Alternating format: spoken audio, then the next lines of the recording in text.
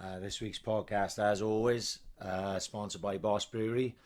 Boss Brewery Bar's back and it's bigger and better than ever, ready for the new season. The new outside bar is there for quicker service. It's only 200 metres away from the Liberty Stadium. It's now open from the earlier time of 1pm on a Friday through to a Sunday night. There's a new takeaway set up inside the bar with more bottles, cans and also 10-pint mini kegs for people to pick up and drink at home.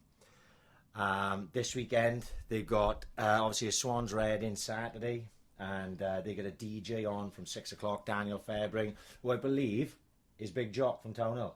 Not 100% sure, but I believe it's Daniel Fairbrain. So get down there, get your photos taken, you know the drill. Boss Brewery, bouncing on match days, and hopefully a good night after we beat Reading. Also sponsored by the Bunkhouse, Swansea. Swansea's #1 live music venue. Coming up, obviously in January, we are in cahoots with them, doing the Coming to Swansea 80s film night, featuring a screening of Coming to America, followed by a Vice City 80s club night, bringing the biggest and best anthems from the decade. That's Saturday, January 25th. It's £5 entry, that's all it is, and all the proceeds will be going towards Salute charity. You can get tickets for that gig as well as every other gig at the Bunkhouse from www.bunkhousebar.co.uk, and you can hit them up on all the social medias, Instagram, Twitter, Facebook. Go give them a like and a follow and see what they've got coming up. And finally, as always, sponsored by JMW Heating and Plumbing Limited, domestic and commercial gas, heating, plumbing and building maintenance. 24 hours a day, 7 days a week, emergency call out, covering the whole of South Wales and South West England. You can contact them and email info@jmwheating.co.uk and on the phone 0330 100 5286. There's 10% discounts for NHS and military veterans. There's 5% discounts for Swansea City season ticket holders and Ambition is Critical podcast listeners.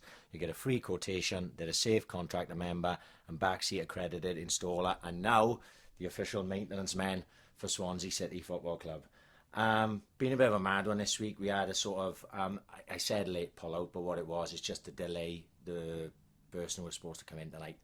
Just couldn't do it. So we're going in, just the two of us, and that person will be in 2 or 3 weeks, I think. So it's going to be a bit thrown together. It's going to be winging it. But actually, these are the ones that sometimes I enjoy the most. This is episode 85 of the Ambition is Critical podcast. It's just the two of us winging it. Here we go.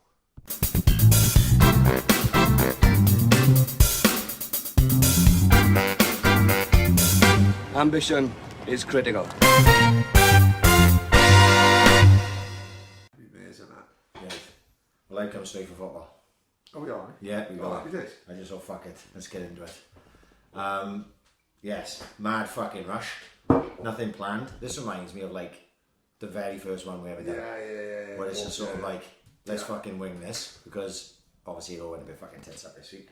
And I didn't have anything for the person who was supposed to be coming in. Right. I was like, because like I was like, I listen to that podcast. Yeah, of course. I'll work it from there. And then obviously it went down, so then I didn't fucking listen to the podcast.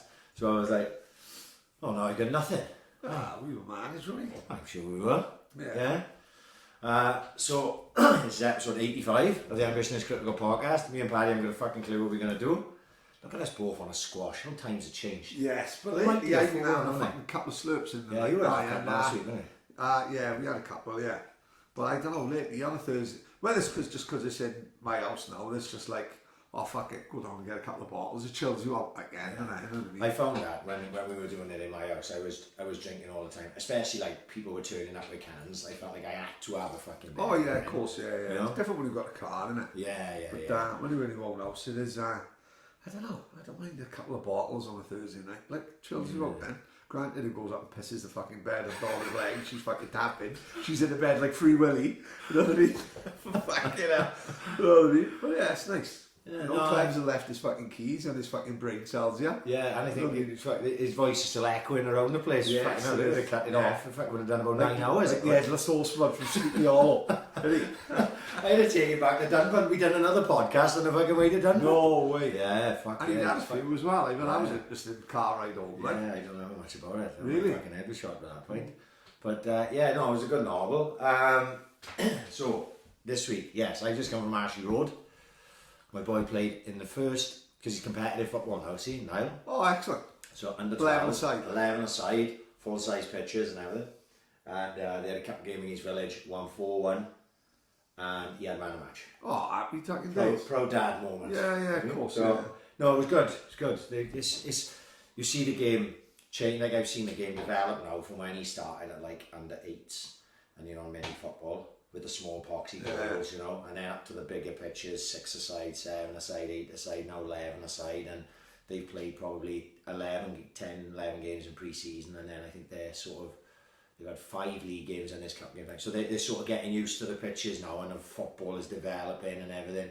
So it's much more fun to watch, and it's much more like football. Yeah, you know what I mean? Where's that? How do they manage anything if it goes from 5 aside to 11 aside? Where do you get fucking players from?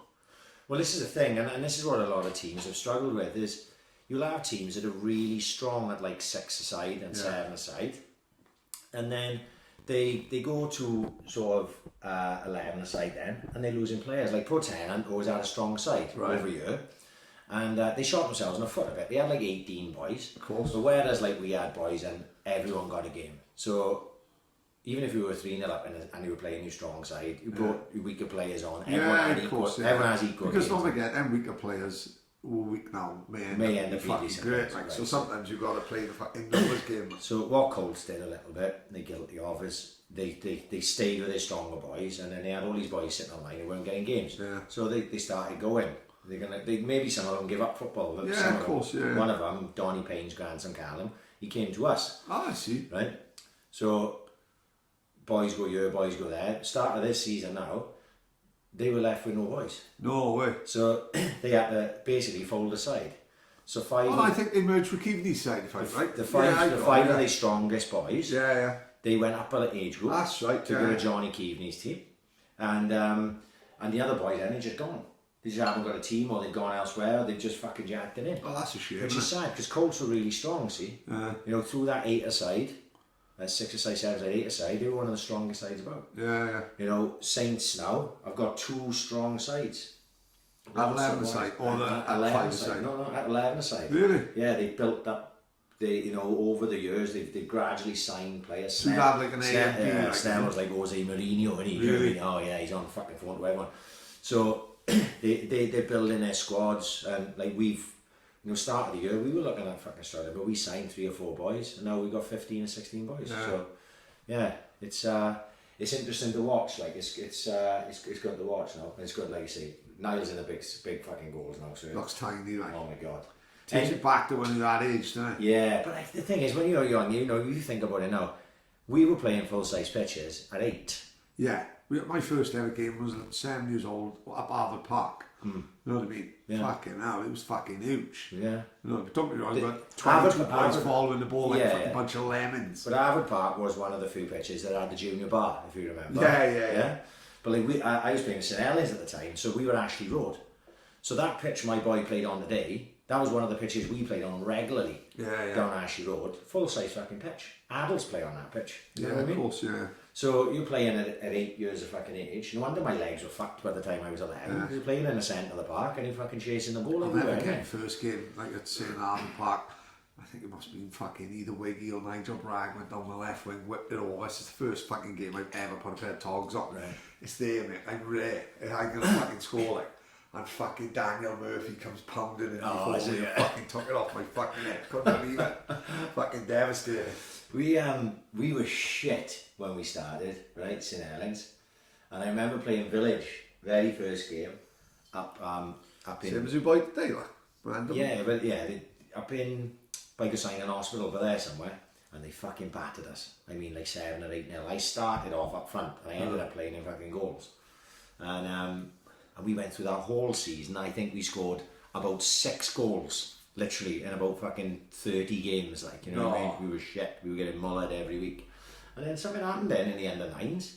The same squad of players, like, but we ended up being half decent, like, you know, just something clicked. We played under 10s, we were half decent side. And I look back at that side now, you know, myself, Lee Adams, Mansell, Kevin Watkins, they were, there's a number of boys who went on to play Welsh League, you know, and play at a decent standard, become good footballers. But that first year, that's why you can't take a lot of it. It's frustrating on the sideline sometimes. You're looking at boys and you're going, oh, fuck me, he'll never make a footballer as long as he's got a hole in his ass.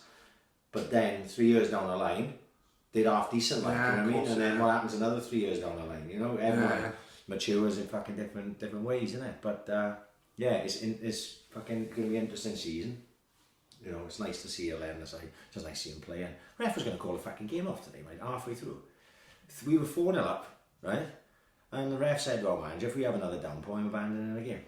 What would happen then? Points? Fuck, no, it's a League Cup it was. Oh, fucking hell. But if we can't 4-0, we can't...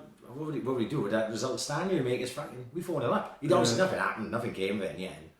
But I don't know what he was expecting, because he's playing down Ashley Road, he's fucking been lamping down the rain for most of the week. It's not going to be like a bowling green, is it? You know? Well, it's not that. If he starts a game, he may as well fucking finish it. Yeah. You know what I mean? Well, he did. It's only a bit of fucking rain at the end of the day. He saw sense in it. He's only a youngster, he refed it quite well, but... You know, I think he was a bit over dramatic. Maybe he didn't like the fucking rain, like possibly.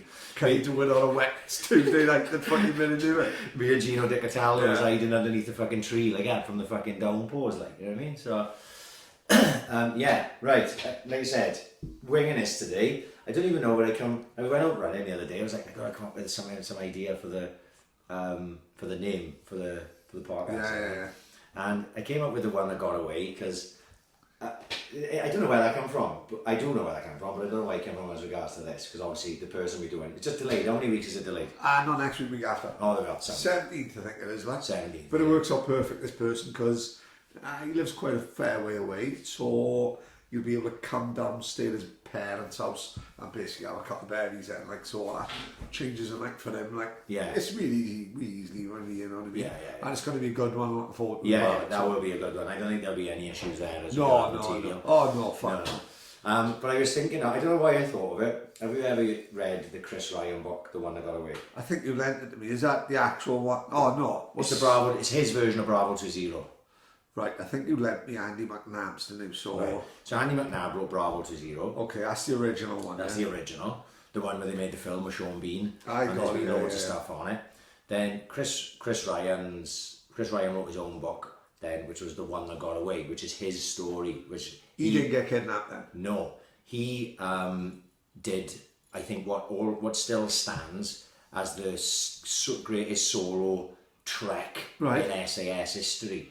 Because they were like, they got rumbled in Iraq, you know what I mean? Okay, like, middle of Iraq, fucking somewhere, they got rumbled and they got split up, didn't they? Right? So Chris Ryan was out on his Jack Jones for a large part of it anyway. And I think it was him and another guy, and the other guy drifted off and died.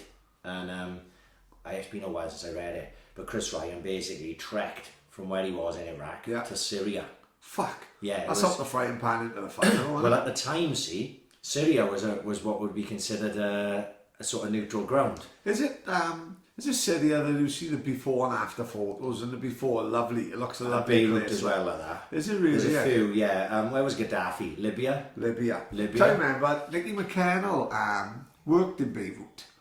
Nicky McCannell's company was based in Beirut, and he went out and worked in Beirut. And I used to think, what do they say? You know, like when it's someone rough. Say you're in a nightclub and it's rough as fuck, you say, fuck, it's like Beirut in here. What do you say when you're in Beirut? Fucking hell, it's like in Europe, yeah? You know what I mean? What do you say when you're in Beirut? We lost our reference totally, it's doing away with it.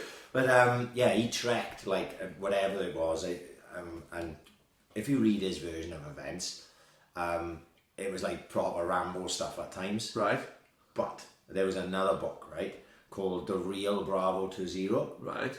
And I read this book as well. It was this I don't think he was really what he was considered SAS. He was a bit like Bear Grylls, right? He was like a really good scout or some shit, like. And you know, like Bear Grylls has got like a... So was Grylls in the assassin? Yeah? I think he's got like an honorary SAS thing or some shit like that. I don't think it's real. I'm sure some army like mob like Mervyn or Stacey will tell us the fucking ins and outs of that. We could probably Wikipedia it. But this guy went to Iraq, and obviously this is during peacetime now. Yeah, this is a number of years later. This is after the first Gulf War, before the second Gulf War. Yeah. Right? So Iraq then, still under Saddam, but he went to where the initial contact was, and he walked it. He basically trekked it, the route. Right. Staying. Obviously, he had guides and everything. I think they call it Bedouin, are they? Or the Bedouin. Bedouin, tribes? yeah, like a U2 song. See the Bedouin fires at night. Right. Dean Andrews' Uncle Edwin loves a fight. Right. Dean Andrews' Uncle Edwin Bedouins, he does every Really other fight. fight. Like, Yeah, there we go. So he went and trekked it and met people along the way, Right. Who shot a lot of it down in flames. Who reckon that,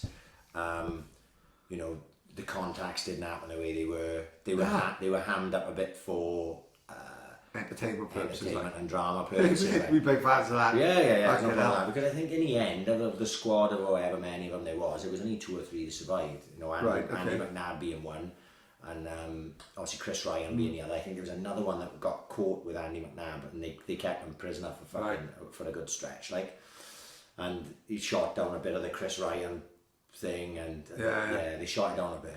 But it was still an interesting book to read. The Chris Ryan one is fucking fantastic. Really? Read, yeah, what he went through. He was like, because by the time he was getting close to Syria, he was delirious. He hadn't eaten. He was completely out of water. Absolutely boiling. Yeah, well, it was boiling in the days. Yeah. Right? And they couldn't get up. They would find, like the same with Andy McNabb, they would find somewhere to hide. In the day. Because in the day, it's just open plain. Of course, yeah. Right? So you'd be spotted on the horizon by some of these yeah. fuckers that are looking for you. So basically, they'd find it like a wadi, they call it, and it's like a dry ditch, and they just basically just plant themselves in a ditch.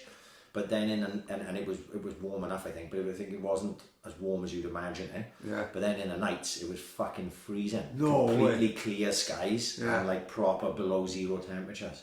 But they were trekking in the night, and didn't know where the fuck they were going, following a compass and shit like that. And it's they say it's a good read. He was like Chris Ryan said, and then he got to Syria, and then they were fucking him up in Syria then as well, because they didn't know who he was. Of course, yeah. And it did ended up like diplomatically, it got sorted. But for this little spell there, he was Chris Ryan was held prisoner there as well. Then, Oh fuck! until like the proper authorities go, no, hang on, he's one of ours. Don't do anything to him. And the Syrians let him out, like. Fucking unbelievable. Hell of a story. If no one's ever fucking read Bravo to Zero and got away, I had a right spell of reading all those books. Like, Any idea what like Ant Middleton's book is like and all that? no, I don't read so much now, like. Yeah. But I don't know much about him. I've seen him on that SAS is Tough and Are You Tough? I've seen him on that, but I don't know His backstory, any more than that about him, like, you know.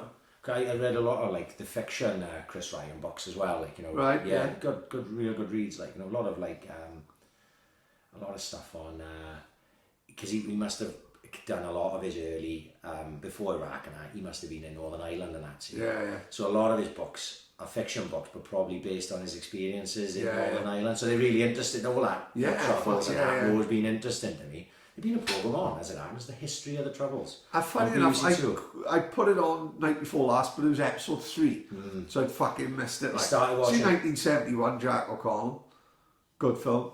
What's that? No, Jack O'Connell. Yeah, I like Jack O'Connell. 1971, based in Ireland. He gets behind sort of enemy lines in the middle of Belfast, right? And it just goes through his night where he's fucking going through fucking gardens. But the IRA know he's out there, like, so they're looking for him. Write that down. Fucking really good film. Good actor, like, you know, fucking I like shit Jack on. O'Connell. I told you about that one, didn't I? The guy, the one with the fucking American soldier that crashes. Unbreakable. Brilliant film. Yes. Real good film. Absolutely brilliant. That was the Japanese... Horrible fucker. What horrible cunt. And when he went back to Japan then... He wouldn't talk to him. What horrible cunt. No, horrible to the end though. Until the bit of the bird or something they call him, or the eagle. Yeah. What a nasty fuck. Cunt. Yeah. What was, fuck was that? Oh, fuck. That's Jack O'Connell's plane. Fucking Black Hawk Down. Oh, fucking hell. We haven't even got to the David Icke thing I wanted to talk about. I was listening to it today. Hang on, I got it. I fucking... Don't worry, we'll come to that. What was the other Jack O'Connell film? The one where he's in prison and his own man's in prison. Yeah. Starred, is it? Starred Up. Starter. Yeah. Good film that is. Brilliant, I enjoyed that. Really enjoyed that. I Good actor, his old man, like his old man's Australian. He's fucking great. Yeah. What else has he been on? Rogue One, Star Wars. He was in something else as well. Like Bloodline on Netflix as well. No, it was another film. Because I remember seeing him and going, fuck, that's that guy off. An Australian film, I think he's in. But anyway, yeah, he's Australian actor. Yeah, he's good. Good, I enjoyed that film. Fucking really good. As it happens, now we've got to come to think of it. Surviving R.Kelly. I watched it. Oh, mate. Really? Oof, it's up there. Maxine said it's fucking It is great. heavy. Yeah. It is heavy, right? Really? Adams told me about it a while ago, right? It was on a Lifetime channel, wasn't it, in America? Yeah. And I think that's where I had seen. Remember that thing I said about in Ethiopia when he's saying Crazy, yeah, right? yeah. And say it again because it's right, a great story. Have you got your passport? Have you had your shots? Do you want to come home to America with Rob? And he got the backing singers with Rob in the background, right? It's fucking bananas, right?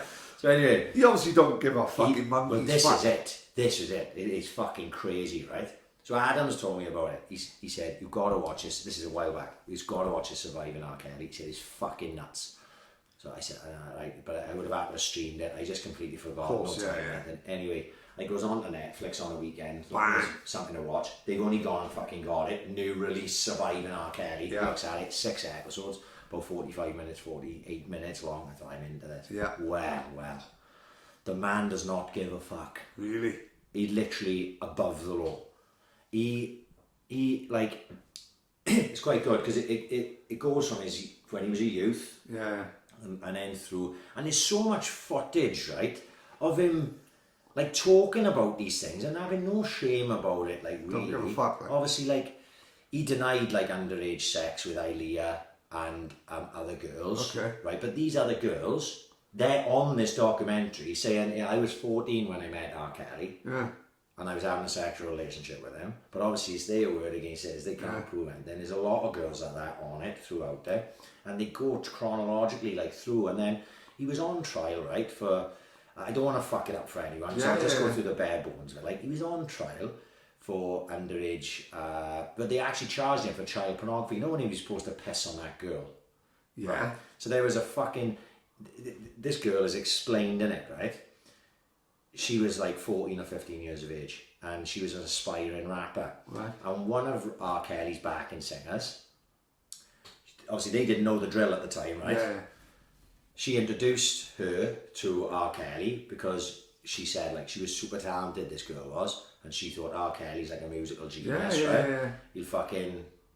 He'll get her to where she needs to go. So she's going to the studio with R. Kelly, but she's always with someone, and then all of a sudden she's going on her own, and next thing before we know, she's in this fucking video. So this other girl who was 17 that R. Kelly was knocking off, she found all these videos. She found this video of her and this girl, she snuck it out. She gave it to someone, right? And that someone then went and fucking tried like blackmailing R. Kelly with it and everything. Yeah. So then it ended up coming out. He ended up getting charged with child pornography, right? He denied it was him in the video, even though it's quite obviously him. Okay. The girl, well, whether he paid the family off or what, we don't know. But the girl denied she was the one in the video, right? The 14 or 15-year-old, whatever she was. Yeah. And they sort of had no case. The old bill didn't like. So they had this girl's auntie that introduced him in the first place. She was one of the prosecution witnesses. And the other girl that was in the video was a prosecution witness. And they just went, no, they ended up getting thrown out. But that's not even the end of it, right? Yeah. There was, while R. Kelly's going to, see, R. Kelly was being portrayed by the African American media, right, as being victimised, right? Okay. So a lot of the African American people in America, they were like, why are they picking on R. Kelly? Like, you know, they're trying to take down one of, say, they done it to Michael Jackson, they're doing it to R. Kelly, you know what I mean? They're trying to take down our heroes. Like, Bill Cosby, like. Right. Yeah. So there's hundreds of people outside court shout, R. Kelly, and they're all girls screaming from her. So there was this 14-year-old girl who was at court every day, right? Oh yeah, you only guess her phone number, and then she's the next one on the list. Oh, she's on a documentary as well. No. He is ruthless as fuck. So even though he got off, right, with being a nonce, he still carried on. He still carried on. surely should have taken that and thought, fuck this. Well, I've had a great day, Jim, I'll take the speedball. Well, Sometimes you've got to play the numbers game and think, yes. Yeah, right, I got lucky there, like. Well, the thing is, all right, Michael Jackson, right, let's be honest, King of Pop, Thriller, Billie Jean, Bad. If he wants a finger of 13-year-old, we let him off, right? We give him a little bit of a pass because he's Michael Jackson, the King of Pop, right? You can't just Patrick Cullen's opinions are his own. You can't just sing Ignition. Ignition isn't enough, is it? You know Well, what the I thing mean? is, do you know why that court case was going on? That's when he released Ignition. Oh, Ignition was So massive. Ignition was huge. It was one of the biggest songs in the world, and he was getting on a The nonsense charge. night, the night me and Morgies sneaked into the nightclub in Wynn in Las Vegas when I told them I was working for MTV, and we, like they said, 200-yard queue one way, 200-yard queue the other way. We go straight through the VIP with fucking, I don't know, Patrick Dempsey from Star Trek, Jean-Luc Picard, and us.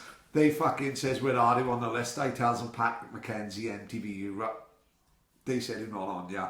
At the minute, Real World, at that time, Real World was massive in fucking, and I said, look, I work for MTV Europe. If you don't let me in, there's going to be fucking murders in the morning with my boss. Not because of me, because I'm not a complainer. I said, but my boss is going to go fucking mad because we staying in the wind, filming Real World, and they're going to take it to Europe. He ends up letting us fucking in. As we walks in the nightclub, Ignition comes on. Biggest song in the world at the time. And me and Morgies, do you know what he reminded us? Do you know what you look like? I've ever seen the video of a gang of school kids dabbing in the yard. So he walks up, like a school teacher's filming all the kids in the yard, and he walks up, he does a pog but dab, another one does a pog but dab, and then it all goes to a little white boy at the end of the line, and he just puts his two hands on his head like a cardboard box, right? No, because he don't know how to dab. That's what me and Morgies was like in this nightclub. Me and Morgies on the dance floor dancing to Ignition. It look fucking terrible. We look like uncles in a wedding. Everyone's round it. Everyone else is in there like power. And we're in there like on the buses. Honestly, we stood out like a fucking sore thumb. Honestly, God. Ignition always reminds me of that. When he goes on, right? Like the first 4 episodes, you shaking your fucking head, you going, R.Kelly does not. Straight away, it's good then. Oh, it's good. It's good. I enjoyed it from first minute to last. Well, I don't know if enjoyed it's the right. You know what I mean? Yeah. You understand what I'm saying? It is like you going, fuck me. This guy does not give a fuck. And there's so many girls coming that are on the documentary talking about it. His ex-wife is on there, right? Yeah. Who basically had to fuck off away from him. Just because he's bringing all these fucking 12-year-olds in. Yeah, but like he's controlling, see, so he had her locked away, like she wasn't even allowed out, and then he got all these women locked in different rooms around his house, like. What? Yeah, and they're not allowed out, and they know even that sometimes he's starving them, all sorts of proper inhumane shit. She's basically like fucking hip-hop Fritzel, like, really. In a lot of ways. Yeah. The way they likened it on the very last episode is, you know, like in America they have the pimp culture.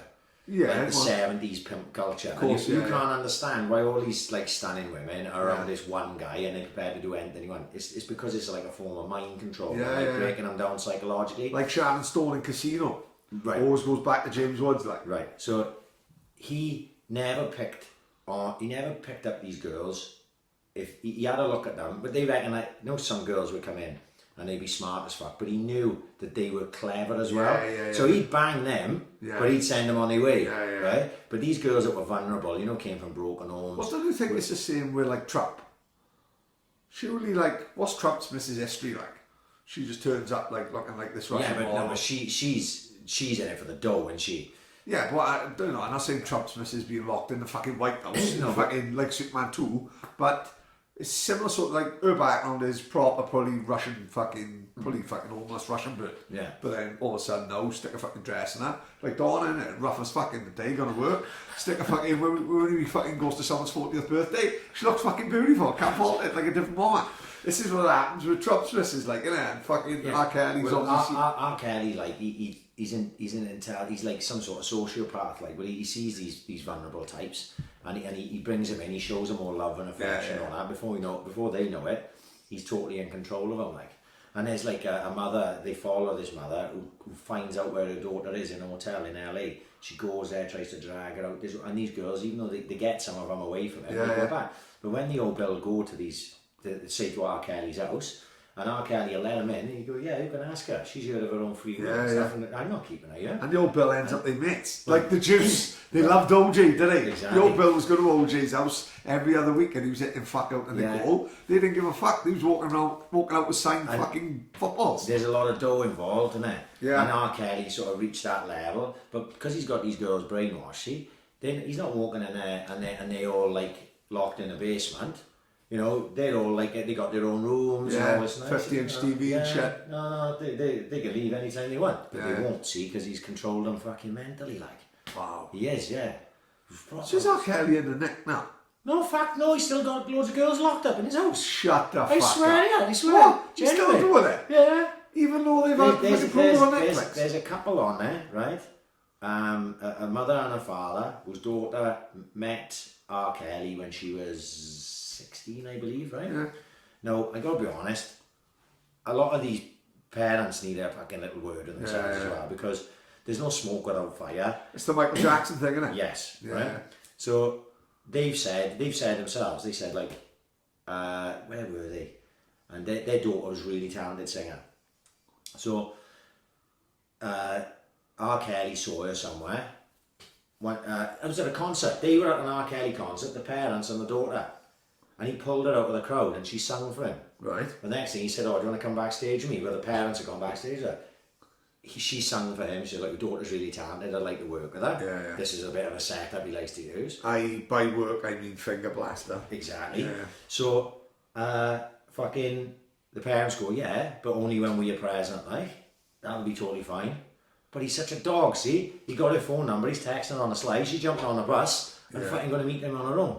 Next thing, she's locked in the fucking basement with everyone else. No. Yeah, and the Terry parents... and June are like, where the fuck's Shirley gone? And the parents can't fucking get to her. Apparently he got one bird.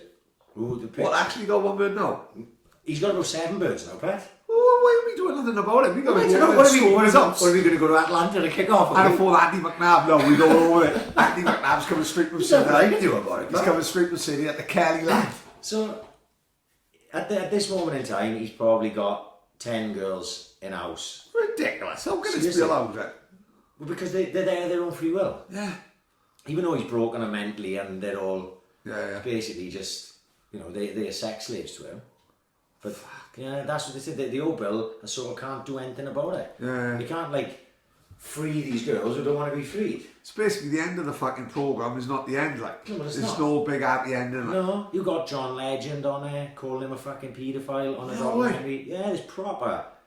It is proper. It's in America. It's a big thing. They've been on all sorts of TV programs out to him. You don't give a fuck because he can't do anything because none of the women are coming forward.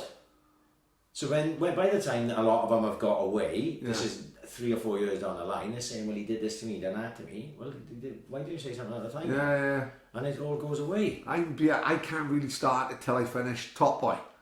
Right, well, I never saw the films. There was a film, wasn't it, Top Boy? There was a TV programme, Top Boy. TV. I was saying a kid, adult. Kid older than adult, with no Clark, Similar sort of thing. Like, so, fair play to Ryan Crowe. Right. Titsnow and Ryan Crowe. Indeed. Sorted me right out. Netflix, anyone who goes to watch Top Boy, don't click on Top Boy, season 1, episode 1. Because you put it on. You've missed. This fucking guy's in Jamaica. Starts off brilliant, but like Ryan Crowe said, don't start on that. Start off on something called Top Boy Summer House, which gives you the origin and how he ends up in Jamaica. Good. But wasn't there a mini series called Top Boy that was on Channel 4 previous to Summer I House? thought that as well, right? I thought was. that. And I thought Netflix then picked it up. It was with the guy from fucking So Solid Crew. Ashley something. Right, go on. Go on. It's good anyway. Quality watch. As long as you get past the wagwan nonsense and the London speak, it's actually brilliant. Guy from The Business is on it, Tommy. I haven't seen The Business for a long time. Yeah, but the main man in it, man. One who looks like Stackle. Imagery. I fucking I can remember. Tommy, like the main man. It was a long time ago. Good luck with the Dutch Ashley Tommy. Walters. Right, he's the one in this one, But there was an original. Yeah, I think the first series is only 4 episodes, see, so that would be the one that's on Netflix now. Right. Is it really? Because yeah, it's about episode season 3. It's really good.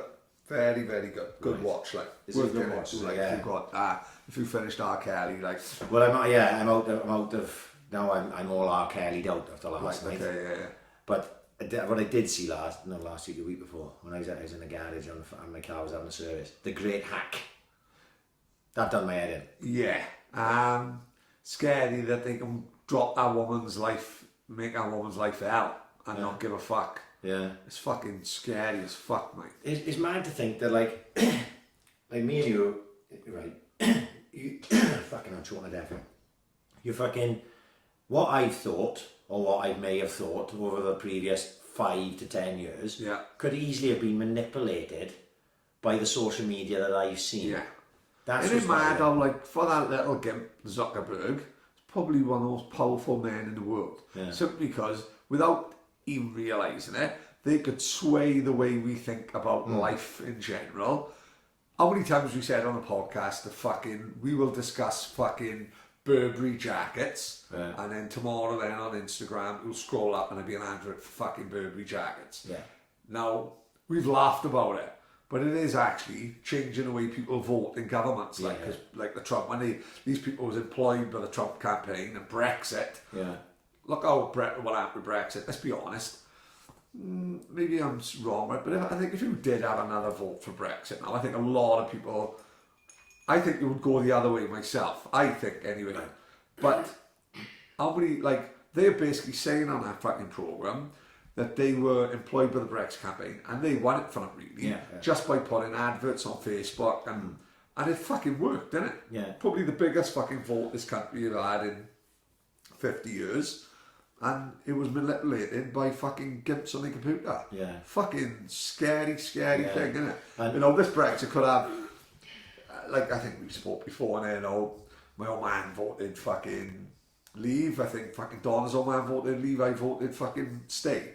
But the biggest thing I go by is you can't have a vote and then go against. Yeah. That's how all these fucking twats outside Parliament saying ban Brexit and shit. Unfortunately, the way we run our country is if you have a vote for something and that wins, you've got to go for that in a way. Yeah. You can't just say, oh well, we'll keep doing the vote until we win. Yeah.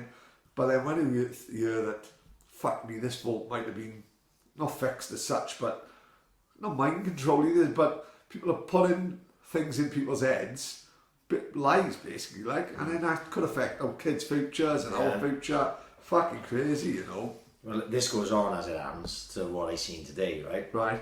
Actually, so originally I read something last week. You know, there's all this big climate change bollocks. With that little kid, yeah. Not so much about her really, but I read something last week about how climate change is a hoax, right? Right. Okay. So this is a bit of a conspiracy theory. Yeah. Which we are massive fans of. I'm prepared to listen, right? Of course. I'll hear you out. Like. Yeah. So I read a little something last week where. I can't even remember where it was, but it was like, look, if you go back in time, Time magazine, right, in 1971, right, was saying global warming and climate change, the biggest threat to the history of the world, right, ice age within 10 years. Well, obviously that never happened. Of course it did. Right? And they've been, if you believe this side of events, they've been propagating this lie for even further than that, right? Okay. So obviously this Greta Thunberg, I think her name is, come on, scowling at everyone and I know. giving everyone shit, and I was like, what are you talking to me? I didn't do anything, I decided exactly, this kid. BBB, like. I think when she was like fair play, she's sitting outside. What's that fucking noise again? That's the rain, is it? Shut the fucking door. Fucking, what's your door shut? This is Donna and a fucking rain song, see, you know? It was all right. So when she was on her own sitting outside like a Swedish fucking shop with a little placard, you think, oh, good for her. Then she gets a bit of a voice. You still think it's good for her. Listen, anyone with an opinion, I don't give a fuck about her age. Like, you know what I mean? She's 14, she's not being banged by R.Kelly. Good luck to her. Like, you know, she's winning. It's only a matter of time. Oh, a matter of time before she's locked in the basement. And he probably won't put up with her, will he? No. Scowling at her. He'd be playing Ignition. She fucking won't know about the emissions coming from his fucking Chevrolet.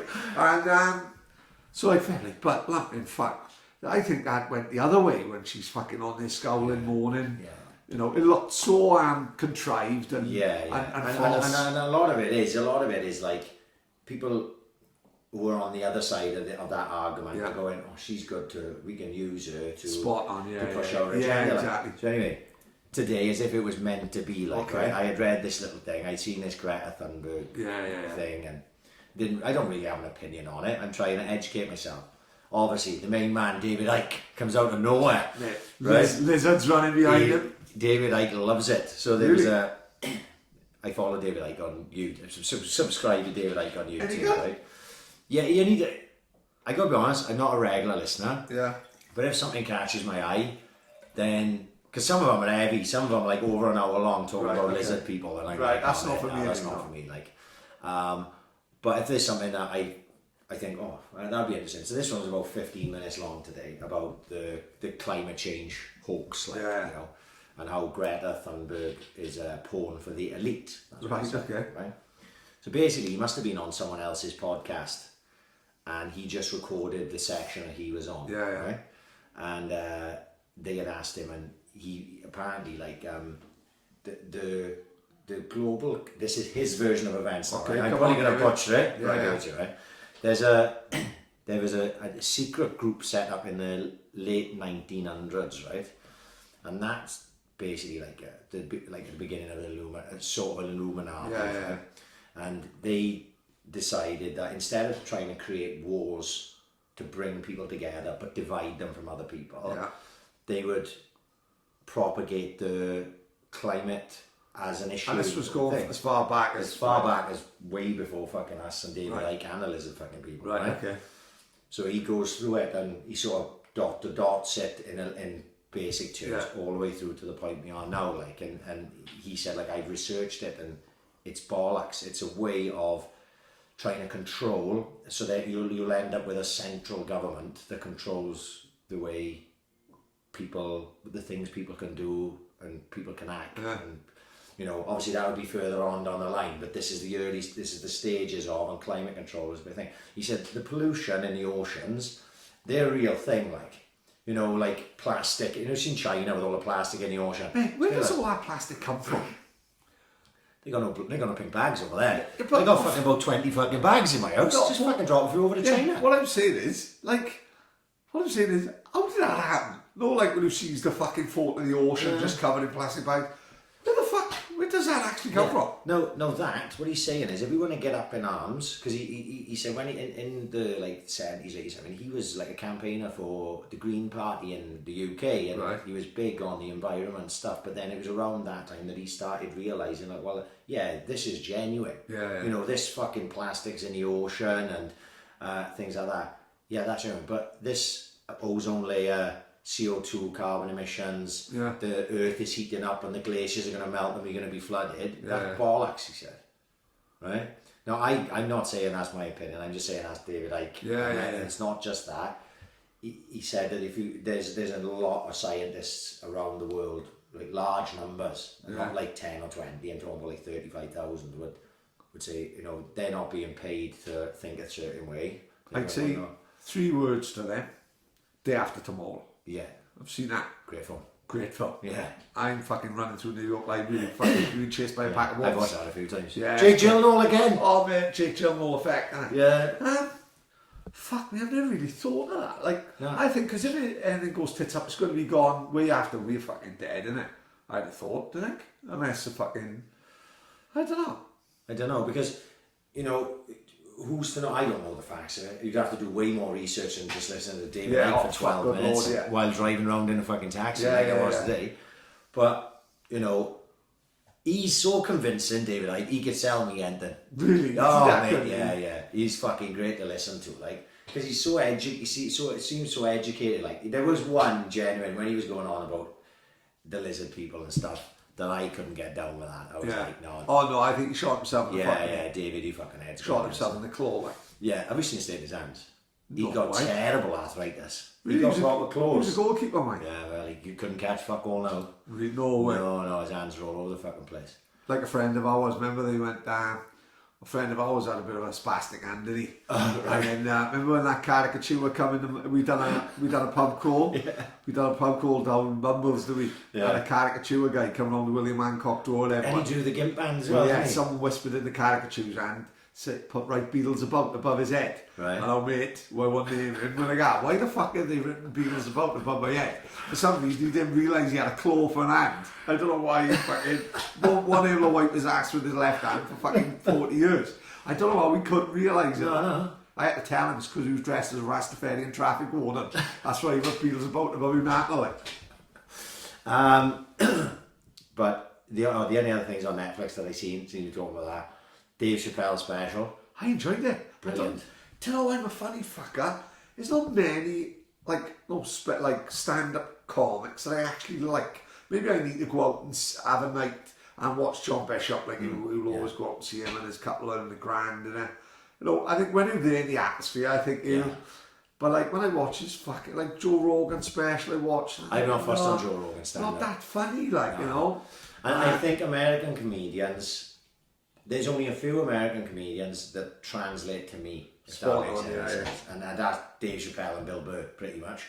Rogan's, I can take it. Yeah. I love Rogan on the Joe Rogan podcast, but I wouldn't necessarily say he's funny. No, but he's witty, isn't he? And he's very interesting. He's intelligent. He knows how to hold a conversation together. Like, but as regards stand-up, I watch every Chappelle and every Bill Burr. Like, you know what I mean? Obviously, I went to see Bill Burr. That special now, his new special, Paper Tiger, which is on, is actually the one I went to see.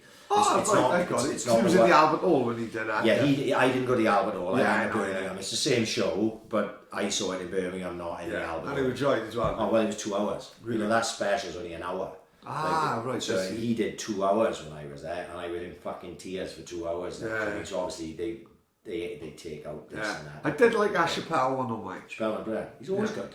And what's good is he's like offensive to everyone. Like. Yeah, I agree. Yeah. You know, and I saw there was like the next day, Vice News, Dave Chappelle insults the LGBT community. And I was like, oh, for fuck's sake, it was a joke. Did you not understand? He did have a lot of shit for it, didn't he? Yeah. Something like Rotten Tomatoes give him 0. Yeah. And then when they opened the public, and they had like 95% rating, like, you know, the highest ever. Like, when I saw the Vice News thing, slagging it, I clicked on it because I had loads of comments. I clicked on it, read through the comments, and everyone was going, oh, that's what I needed to hear to make sure I do watch it. Because, you know, Vice News is so left of centre and all the, you know, proper snowflake fucking culture like that. Everyone was going, well, fuck, if you say Chappelle fucking is over the top, then I'll definitely watch it. Yeah, I'll 100% watch it. But that's good. I still haven't actually watched the Bill Burr special, even though I've seen it. But I've seen it and more, so they don't. I would still want to see it. Yeah. You know what I mean? I'm trying to get fucking time to watch it with my missus because she don't remember fuck all about that. Oh, never. She was drunk as a cunt. No way. Oh, she was. Bought the wine before we went in there. Yeah, we went to fucking Mill and Carter, didn't we? Oh. Yeah, it's governor. So. Can't get drunk off an onion loaf. Oh, fucking hell, she had a good go. Yeah. Actually, Randy, it's 2 years today that I went on my wedding. Yeah, this is 2 years today that we went up to Bristol Airport and stayed in the Hilton before we flew away. My anniversary is next Thursday. Oh, yes. Yeah, Dario's on Saturday. Saturday coming or? Saturday after. Right, I see. Yeah. Me and her are out and in Dario's for the first time. I can't fucking wait. Yeah, man. I don't know what I was thinking of having to take away the weekend from Dario's. It's just a little bit too far away, but for an occasion, innit? Yeah. Cannot beat Dario's. Just go up and have a bucket of salted bread. Yeah. You know what I mean? It's fucking legend. He said to me, when I saw him up Tesco's, he said to me, just call down. I said to him, I'm struggling, we don't go out, you know, we ain't going to have fucking kids majority of the time, blah, blah, blah, blah, blah. He said, well, just come down and have a takeaway. Yeah, of course. So, yes, we like Dario's, and that's what I'm doing fucking next Thursday. I can't fucking wait for that. I've been I'm down, my weight is down again. Really? Yeah, I think I had a grade 12.7 now. You're flying out, son. Yeah, training like fuck. Running, even though my running is not particularly fucking great. Yeah, but still eating healthy. Fucking really boring, mind eating healthy. I've been doing this intermittent fasting. Have you heard of that? Yeah, I've heard of it. Never actually done it. No, you eat shit times a day. Huh? You eat a terrible times a day. I could have told you that before. Breakfast, dinner, tea. You eat fucking You just fucking don't have a steak on for you, you're going to eat it like 11 o'clock tonight. Yeah, only because podcast night, I can't just go to bed after the podcast. I gotta like, it was either eat at 7:30 and then feel groggy now, or keep it till later. Like, when I'm fucking finishes the podcast, I'm buzzing, I'm not having things to do, like, a ton of energy, like. No, I'm not. Like, I'm just thinking about getting my head down so I can fucking get up in the morning for work. Yeah. But yes, it's intermittent fasting. I had heard about it initially it was on Rogan. George St. Pierre was on it. George St. Pierre had a colitis. Do you know what colitis is? No, neither do I really, right, so another thing I'll fucking butcher here. But it's a stomach disease disorder thing, and it affects you. Fucked up. That's why he retired, I think, a lot of why he initially retired and stuff. And Brock Lesnar had a similar thing as well. He had a perforated bowel. It was caused by a colitis type of thing. And so he changed up his diet and that, George St. Pierre's, because a lot of what gym, and I'm sure there's different diets that work for different people. So if you go to the gym with let's say Josh, right, at the warehouse, Josh probably eats 8 times a day, small. Yes, little and often, Little and often. No, I'm not saying he does, I'm just using an example. I saw, only reason I thought of his names because I saw his food prep was up to date and he had loads of it, right? It was on Instagram. So a lot of boys like that were training all the time because he's always in a gym, got to keep his energy up. They'd eat little and often, wouldn't they? And that's where he used to eat because he's training all the time. He's in fucking TriStar training all the time, loads of different fucking circuits, whatever. So he said he changed that. So he started intermittent fasting. So the way of intermittent fasting for beginners is called 18-6. Is that right? Did I make 24? Right, yeah. Right? So you don't eat for 18-hour stretch. No, sorry, 16-8. Yeah. So you don't eat for a 16-hour stretch, but then an 8-hour period you eat, right? So you eat a lot then? For the 8 hours solid, like. You should work out really what your calorie intake should be. Right? I don't mean eat for 8 hours solid. No, eat for 8 hours solid. Yeah. That's what you don't go. That's right, yeah. Just eat it like stand by me, like a fucking burger eating competition, 8 hours solid, and then for the other 16 hours you're just on the board shitting your brains up. So basically, I know 16 seems like a long time, but actually all you're doing is missing breakfast. Right. You eat tea at a decent time. Yeah. So let's say for argument's sake now, my normal have been I've eaten before 6 o'clock at night, not eaten after 6 o'clock at night. So I go from 6 then. Yeah. I can't eat until 10 the next morning. Why do you fit you crunchies in and that? What do you mean? Well, in the evening. Chocolates, like. I don't. I've had to cut them out. So you don't have a chocolate at 10 o'clock? Not having a biscuit. At 10 o'clock I'm in fucking bed half night. That's just after tag at the finish. That's fucking standard chocolate time. No, I know. This is why the fucking diabetes is fucking you up. So where do you have crisps? I asked them in the 8 hour period. Cheese on toast? No. Can't have cheese and toast at 3 o'clock in the afternoon. It's absolutely ridiculous. Well, I couldn't cook cheese and toast in the taxi to be fair. Right, okay, right. But, where are we snacking? Well, you're snacking in that 8 hour period. You don't snack anywhere else. So when you're on the set, watching London's Burning, you're not snacking? You're not eating, you've got to drink water. This sounds ridiculous to me. It's not as hard as you think. Is it? Genuinely. After the first couple of days where I was getting hungry in the evening, like I'd have my evening, I'd have tea, whatever, and then, I was sitting down, it's very rare I'm sitting down to be honest, because I'm a football trainer or whatever, but let's say I'd come in from football training, I'm sitting down, watching the TV, and I'm going, I could murder a pack of fucking cookies now. Yeah, you know what I mean? Yeah. And I'm going, no, and I'm being self-disciplined, and I'm fucking it off, and then in the morning, and I wake up, I'm coming into work, and my stomach's rumbling. This was the first few days, my stomach was rumbling, and I was like, right, don't eat. I've always taken food with me to work anyway, because it's cheaper for me than eating shit in the shops. Yeah.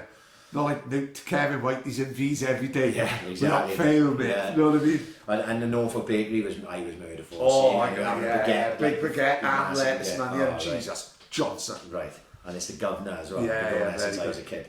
So I had to cut all that out. So and I'm getting past 10 o'clock, and then I'm fucking munching my salad. Yeah. And then if I'm a bit peckish, they reckon, see, instead of eating crisps, because what happens after a while is some process where instead of burning, because you haven't got as much sugars in you and shit, because I've cut out bread and potatoes and all this type of stuff. You start burning fats in, and there's a process called some sort of keto nonsense, I don't know. And that's where you start noticing the weight loss and shit like that. And once you get into that process, then instead of eating crisps, you should eat pork scratchings, because pork scratchings are low in they're full of fat. Yeah. So then you've got fat in you, it'll burn off. Right, okay. And you're not eating carbs and sugars and shit of that nature. There's all things there. I haven't been strict in what I've eaten, truth be told. And and I've had a bevy as well, but I have cut down on having a pint as well. Yeah. You know, because I know if I get on a weekend, I'll fucking plunder a shed full. I've always In the been house, like. a binge drinker, like, you know what I mean? So if I'm in on a Saturday night, which I have been for the last month, like I'll sit down and think nothing of going through 10, 12 cans. You know, watching a boxing. You know, my missus and kids be in bed, I'm up like ash shouting at the fucking telly, drunk on my fucking own. So I've sort of cut that out, like, and then I've noticed then this drop, you know. Obviously I was 13, 11 when I came back from fucking holiday. I haven't been that heavy since I was about 30, and then I'm down at 12.7, like, and it definitely is because of my eating pattern, along with training as well, and I genuinely feel a lot fucking better for it. Because I think during what had happened was, without getting too fucking serious about anything, all of a sudden was like, I think I got myself in a rut physically, where I had done my leg in after that, you know, the Cardiff off. I couldn't run. I was pissed off because I couldn't fucking do London Marathon, and I was 4 months without running. And during that period as well, then you're lazy because I can't do anything. So I'm still bare. I still have a pint. I'm still eating shit. I'm eating more shit, and it's like a downward spiral, and then it starts building up. And then my BAMP died, right? And then like I didn't realise like probably how much that affected me. Think so, yeah. I think so, and I think personally, like, I'd never grieved before. Does that make any sense? Because like, so you never had to. I never had to, like, I know people that have died, but I never knew anyone as close to me as my BAMP died. So I went through this like sort of strange process where I was on this downward spiral. I was eating shit, I was drinking, I was feeling fucking sorry for myself. I was grieving because my BAMP died. I was upset without even really realising. You know what I mean? I wasn't walking around the house crying my fucking eyes out and things like that. We were doing a podcast, we were having a laugh and all this and that. But I think it was all part of like all at once, like this whole type of shit was getting down on me. And even when like I went on holiday and I had a whale of a fucking time, but then I come home and I'm looking at myself and fucking hell, right. And like I said to you, I had that Christopher Maltasandi intervention moment that happened probably only 4 weeks ago. I sort of went to myself, what had happened that weekend? We'd gone to Morgie's 40th on a Friday, and I'd had a fucking skinful, right? And Louis ended up back in my house and we didn't go bed till 5 in the morning, right? And I woke up on a Sunday and I went back on a piss, right? I had a barbecue in my house, I was fucking buried. And on a Sunday I felt fucking like shit, and I don't normally feel rough, and I was looking at myself, I was going, fucking hell, that was probably, you know, this has got to fucking stop, like. And I remember looking at the next 3 or 4 weeks I had coming up, and I didn't have anything on. Remember I said to you, I was I'm looking forward to doing fuck all, and I was like, right, now's my chance to like turn it around the other way. So I was like, right, and that was the Sunday I was feeling shit, and I went, right, I'm going to do that, because I've been thinking about this intermittent fasting for a while. And I was like, I'm gonna fucking do that. I'm gonna start that tomorrow. And I started it on a Monday, and I ran on a Tuesday, and I felt fucking terrible. And I went round the block like a 5k. I felt fucking awful. And then, but I then fuck it, and I went out again on a Thursday. And then it was just this gradual process of like losing weight, doing a bit more, feeling a bit better about myself. And then I'm only 4 weeks down the line, like, and I feel fucking great. I'm like, I'm full of fucking energy. I'm happy, and I'm in the car, and I always get a lot of time to think of myself when I'm in the car, and I'm like, oh fucking hell, do you know, you've got yourself out of a bit of a rut there. You've had probably 8, 9, 10 months of being in a bit of a rut without even really realising, and now I don't know, you know, I don't know why I'm fucking talking about this, to be honest with you. It's just good to be sort of feeling good. Does that make sense? Yeah, I know. I look back, and that's the only reason I liken it to the grieving thing. Like I don't think I realised how much it affected me, you know, and my mood, and then not with everything else on top as well. You know, I'd been training and feeling fit and healthy and all this, and angry probably wouldn't have affected me the same. Yeah. But when you add it into everything else, like me and you have talked, like there's a lot of stuff about mental health and stuff. Oh yeah, it's a big issue at the minute, especially in Swansea. Especially in Swansea, and a lot of stuff have gone on. And me and you have spoke off this recording, and we've said, like, you know, I'm quite lucky to have gone through my life, and I can't honestly say that I've suffered, apart from being a fucking div. Yeah. I can't say I've ever suffered from mental health issues. Like I've been down in my life probably seriously 3 times, and that was when I was young and I split up with 2 girlfriends I was with for a fucking very long time, and then you down because you just split up with them. Now that doesn't make a fucking iota of difference in my life, and then because my bum died. That's genuine.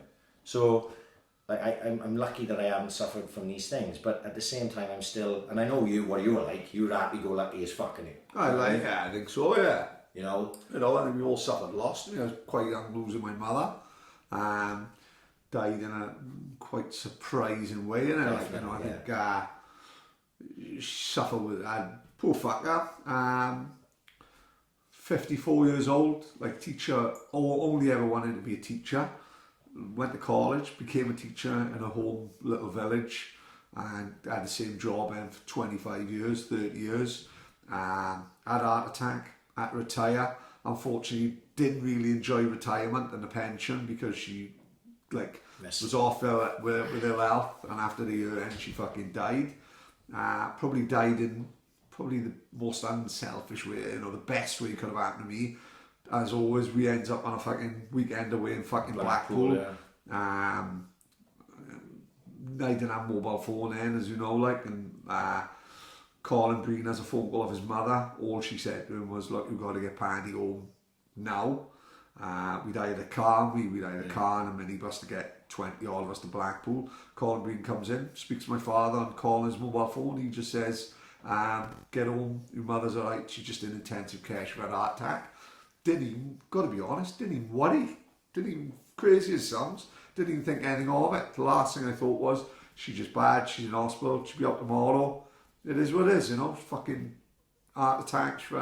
Because she had diabetes, the doctor said to her, she went at the doctor's and her mum was laughing in front of him. He said, you don't understand, because of the nerve endings, because her nerve endings are shot, because of diabetes, you've had 6 heart attacks. She thought she was having heartburn. Yeah. You know what I mean? So we've had 6 heart attacks, without even knowing about it. And then obviously I got home, and then my man just walked up and he said, she's gone, boy. Tact of a fucking elephant with fucking clubfoot. Yeah. But I really want you a man to say, everything be fine. And my man said, she's gone. The heart have gone from the house. And you're thinking, all I want to fucking hear is everything be alright. Yeah. But that's not my man. He's just not thinking, And then even then, I don't know, it's like a funny one. The second you hear it, it just lets out a blood curdling scream. Yeah. But then I think it'd be different now. I got to be honest. I thought about it a lot. At the time, I don't know how. It happened on a Friday. On the Saturday, 3 or 4 boys come over to the house straight away, and then on the Sunday, the boys from Blackpool.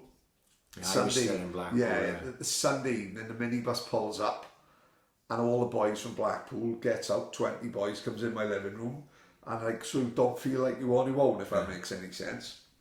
I think when you're younger, because you're surrounded by friends and there's loads in the funeral and all that, I think it might be different now, because I think if anything happened to my old man, touch wood, it done, but it would be you probably feel a bit lonelier, simply because it's fucking, at the time we got 20, 30 boys going out every fucking weekend. Now I do look sometimes you think, fuck, that's something I think with my daughter's an only child, and then you think, fucking hell, was we a bit selfish only having the one, but circumstances happen that you just end up having the one. I think, I'm only child, I'm but like I said, I think if anything happened to my old man, I think I took my mother's death unbelievably well. I think I remember that. I think it come to the funeral, and then the funeral happens, and it's like a weight off your shoulders, and I think, well, it is what it was 23, 24. Just fucking got to get on with it.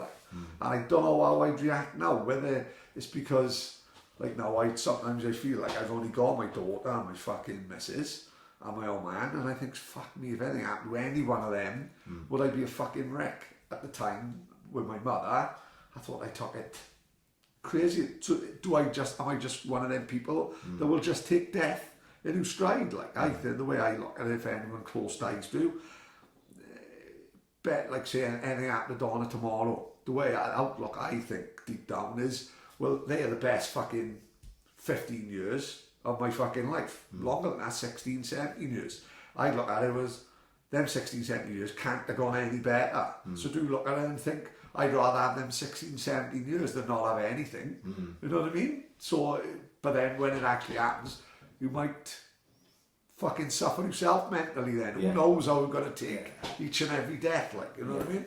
Like I said, for me it was just I think inexperience. Like I've gone like nearly 40 years of my life. Not losing anyone. Yeah, it's crazy. I'm one of the lucky ones. Yeah. You know what I mean? So, but then, I say, like, I think it just, it was like a snowball effect of everything that was going to affect me. And now I can look back at it and I say, fuck yeah. But like during that period, what I was going to get was when I was during that period, I think I knew I was down because I was thinking different ways, and a lot of stuff had gone on, you know, with boys dying, a lot of mental health stuff coming on, and I didn't think that about myself. Right? Yeah, of course. But what I was thinking about was, I was thinking about other people. I was like, fuck me, I got 2 young boys. Yeah. And it seems to be I wouldn't say epidemic, but it's definitely of course, an it's issue. definitely more, it seems to be more relevant now than ever before. Like. It seems to be an issue with boys of a certain age, young boys, and I was thinking, fucking hell, you know, and I got to educate myself here, like, because, you know, right, my 2 fucking good as gold now, they're 2 of the happiest kids you've ever met in life, but you don't know, you know, as things get older, you want to be able to spot signs of this shit, innit? So I had it in my head, like, to talk about, like, doing a sort of like a mental health podcast. Yeah, of course, right? And getting a couple of people in and talking about it. And it was, like I say, it was all with good intention to educate myself and maybe educate like other people at the same time that was listening, like, you know, and just to let people know that are listening. It's like, oh yeah, fuck, we are thinking of them too, like, you know what I mean? And then, like I say, I spoke to someone. I won't mention who it was, but I spoke to someone, an expert in the field, like, because I was genuine. I wanted to not leave any stone unturned before I fucking did it. Because we don't go in, like me and you were just fucking around, right? This is about as serious as we've ever fucking got. Fuck, unbelievable, fucking hell. But like that, I was like, look, if we're going to do this, we've got to get it right. So I want to speak to some people, like, so I spoke to a certain person, an expert in the field, who told me probably best not to do it, like, and not because you don't want to draw attention to it or anything like that, you do, but you want to do it in your own way that you've always done. It's such a minefield, and it's such a broad subject, right? That you couldn't dedicate one podcast to it, because that wouldn't cover a fraction of what you've got to cover, like, you know what I mean? They said, look, just what he said to me was, like, if I was you, I would leave it, because at the same time, we don't want to say something that could come across insensitive, come across ignorant, which more than likely would be, because you're a fucking pair of idiots. Without meaning to, like. So, but it's just like, you know, like the type of things that we've seen, like Ryan Hall's trying to do something like amazing, right, and the boy I know, Paul Rees, does walk and talk thing. I love that. Yeah, right? I've seen a few of them. Like, walk and talk. Paul Rees, who I actually, as another boy, I talked to Paul about it, because I know he's had his own troubles and that, and it was like, instead of like trying to make it a podcast, just draw light to these things when they come up, like, you know what I mean?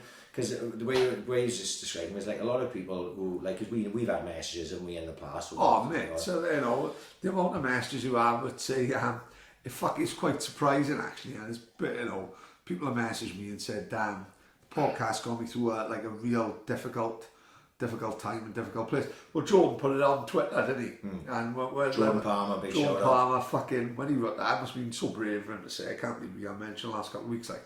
But I'm only mentioning his name because he put it on Twitter, so I would never name anyone. And there's other people I've messaged said about the podcast, saying, just, it really got me through a difficult time. No, that's fucking mind blowing. I think it's the most, although anything we've done is the most rewarding. Oh, fuck by a man. Because we don't do the podcast for that. You know, it just happens to random. Like, I don't understand how that resonates in our way. Like, you know, but it also do, because there's more than one. And like I said, we only naming Jordan simply because he put it on Twitter, saying about the both podcasts. I've just gone through, like, what happens to be a difficult time in his life. When I read about what he had been through, feel sorry for the kid, like. But I do think he's through the other side of the tunnel, like, you know what I mean? He loves life. He's a fucking cracking boy. He's a good laugh. So hopefully, like, he's through the hard times that he's been through, like. But if you can play any tiny part in that, then fuck, that's the biggest compliment we can ever have of anyone, I think. Yeah, and then, like I said, that is why I decided then not to do it. Was like, it to keep it. People, the way it was said to me was, look, people like that who have messaged us to say they listen to the podcast because it's an escape from any troubles they may have, whatever sort of mental health issues they may have, or upset they may have. They may not, whatever it is. So to do that may just highlight it a bit too much. Course, So just do what you do. But I don't know why I'm talking about this now, as regards. I don't know where the fuck we went.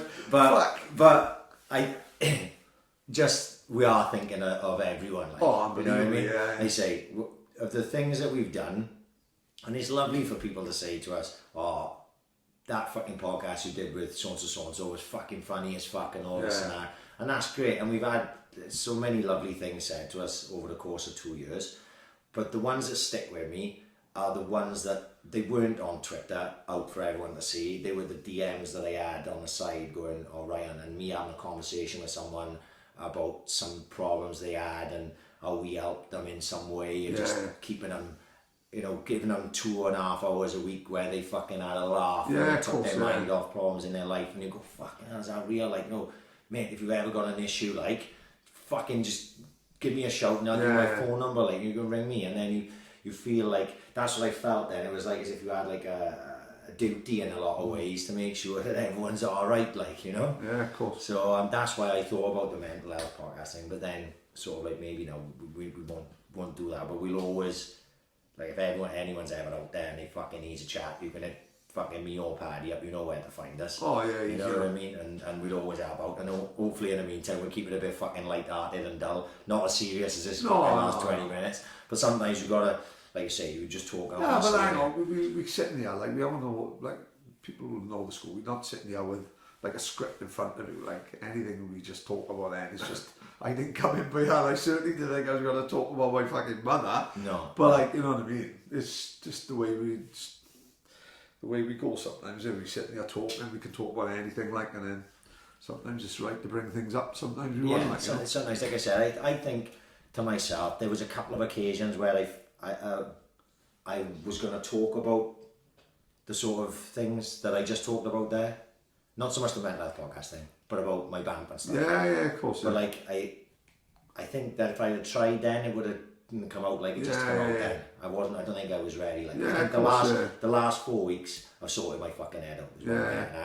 And I feel like a fucking new man anyway. That's what I'm fucking getting at. I think for me personally, for me to get myself out of a slump, and it's not the first time I've had to fucking do it, is I've got to be doing physical activities. Well, they've always got this challenge going on. I've got to be doing something whether to keep it be me boxing, motivated. whether it be fucking the cement run, whether it be the marathon. I think over there, it's nice for you to have something to aim at. You know what I mean? That's basically what it is. I remember listening to Tyson Fury when he was on Joe Rogan. Yeah. And he said sets goals, and a lot of that resonated with me. He was like, no, I'm not saying, for him, that's what he has to do, is he has to set goals, because otherwise he can get distracted. And for me, I think I've always got to have something to do. You know what I mean? Yeah. I'm looking at London Marathon, and I'm looking beyond that. Once I do London Marathon, what am I going to do next? I really want to carry on running, like, but is there something else I can do just to keep myself fucking motivated? And that's how we different, like, our goal is a London Marathon, and my goal is, like, if I buy an Hustler's burger down the shop, I got to make sure no one sees me and judges me, because that's what they do when anyone sees you with a Hustler's burger, they look, they cocks their noses down on it, even run the shop owner. I've never had a Hustler's burger in my life. They scratches an itch. Yeah? Yeah. Well, the rib one, the McRib. Yeah. It shouldn't really be as nice as it is, because you put in basically... It's probably like 30% plastic or something, isn't it? It tastes like that, yeah. But I don't know, it's just something about the barbecue sauce and the McRib. It's alright, man. Yeah. But don't look at it when it's like when it's not cooked, because I'm not even sure what type of material. Just put a blindfold on and check it in. Blindfold, 2 minutes, ping, it's out. Yeah. It's McRib goodness. Honestly, don't get me wrong. Stacey Farnell and fucking Nick Francis, they ain't going to be endorsing this anytime soon, right? But listen, as long as I can go, if I go 3 days without training, I'll be in the gym. I struggle like fuck with work, but I'll never go 3 days. If I'm 3 days with working, I'm in the gym. Just to blow off some steam. Listen, I can do a funky pump class on my fucking head. I'm alright. You know what I mean? I ain't fucking dying tomorrow. I don't think so anyway, right? Let's not take that to the grave yet. Touch the wood, but yeah. But 3 days. If I go 3 days without doing something, then I gotta fucking get in the gym. So I love to fucking have time to go to the gym every day. Because who knows me? As much as I'm a fat cunt, I do actually enjoy training. I miss playing football. I like to go training with the Saints on the fucking Wednesday. I still got it. Yes. Let's have it right. Over 35s league, Done. starting off in a couple of weeks. Toddy. It's gonna be good fun. Gonna be interesting. Yeah. Are you playing in that? Well, I've been asked. Right. Smudger was on the phone to me the other day. How old is Smudger? 35. Wanker. See, this is not what the league was set up for. I thought it was going to be like a proper over 40s league sort of thing. No, because looking at the boys that they got in our team, Right. a couple of them will be borderline 35. Yeah. From what he said to me, it was like, obviously, he's not playing Smudge. He's Right. fucked, isn't he? He's done his knee ligaments in. Good. That's one cunt out. Right. That's good. But it was Ashley Mannings, Bijah. Mannings, Saints Mannings. Yeah, well, good boy, mate. Right, Mannings, good boy.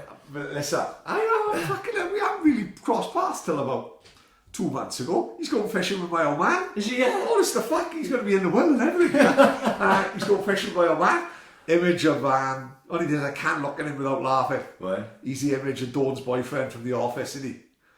Oh, I fucking fucked if I can remember that. Oh, what? Go back and have a look. Yeah. He's the fucking, don't even look like him, it is him. It is like him, yeah. Chip Boy used to say about Stitchy's old man. Don't even look like don't even look like Donald Sutherland. It is him. It is Donald Sutherland. Like, Stitchy's old man don't even look, it's not even a look-alike. He said, It's actually him. mate, Chip Boy used to say, Donald Sutherland plays for Harvard Brother. It's not even a look-alike. It is him, like, 100% it is him. Stitchy's old man, image of him. Yeah, Mannings. They got Is this the Mitchell side or the Mitchell Rottens? side. Right, I've been asked to play for these by James Norman. James Norman. Yeah. Dino. Yeah, I've been playing with the Saints. Fuck that. Yeah, well, that's way too long. Smudge will get me. I got to seen as the Saints haven't asked you to play. I was like, I don't know. Have they I'm not asked sure me to who's play? running the Saints I've side. been asked for a few. Liam Todd asked me to play for the side ages ago. Yeah, yeah. One of the boys from Casainan asked me to play in the over 40s for Casainan. Yeah. I don't know. I'm like, no, I don't think it's going No, to I happen. thought that'd be a good laugh at day, On a Sunday. Yeah, that's Yeah, perfect. so lads. I said We'll be in the that- pub by 3. I said to Smudge, look, Smudge, chuck my name, don't keep me informed. Yeah, My kid's yeah. playing. Is he really? Yeah. Yeah, I'm Mark looking the forward to fight, that. back out of retirement. Yeah, I'm looking forward to that. It'd be a good day, huh? Yeah. I'm fed with Todd. He always puts up a good fucking event. Like, Yeah, no yeah, fairness. You know what I mean? No, I thinks to myself, yeah, fuck it, I'll go up, I'll show him I still got the fucking stuff. But then I think, oh God, what if we get fucking Oh, done? mate. No, we played the other week to me.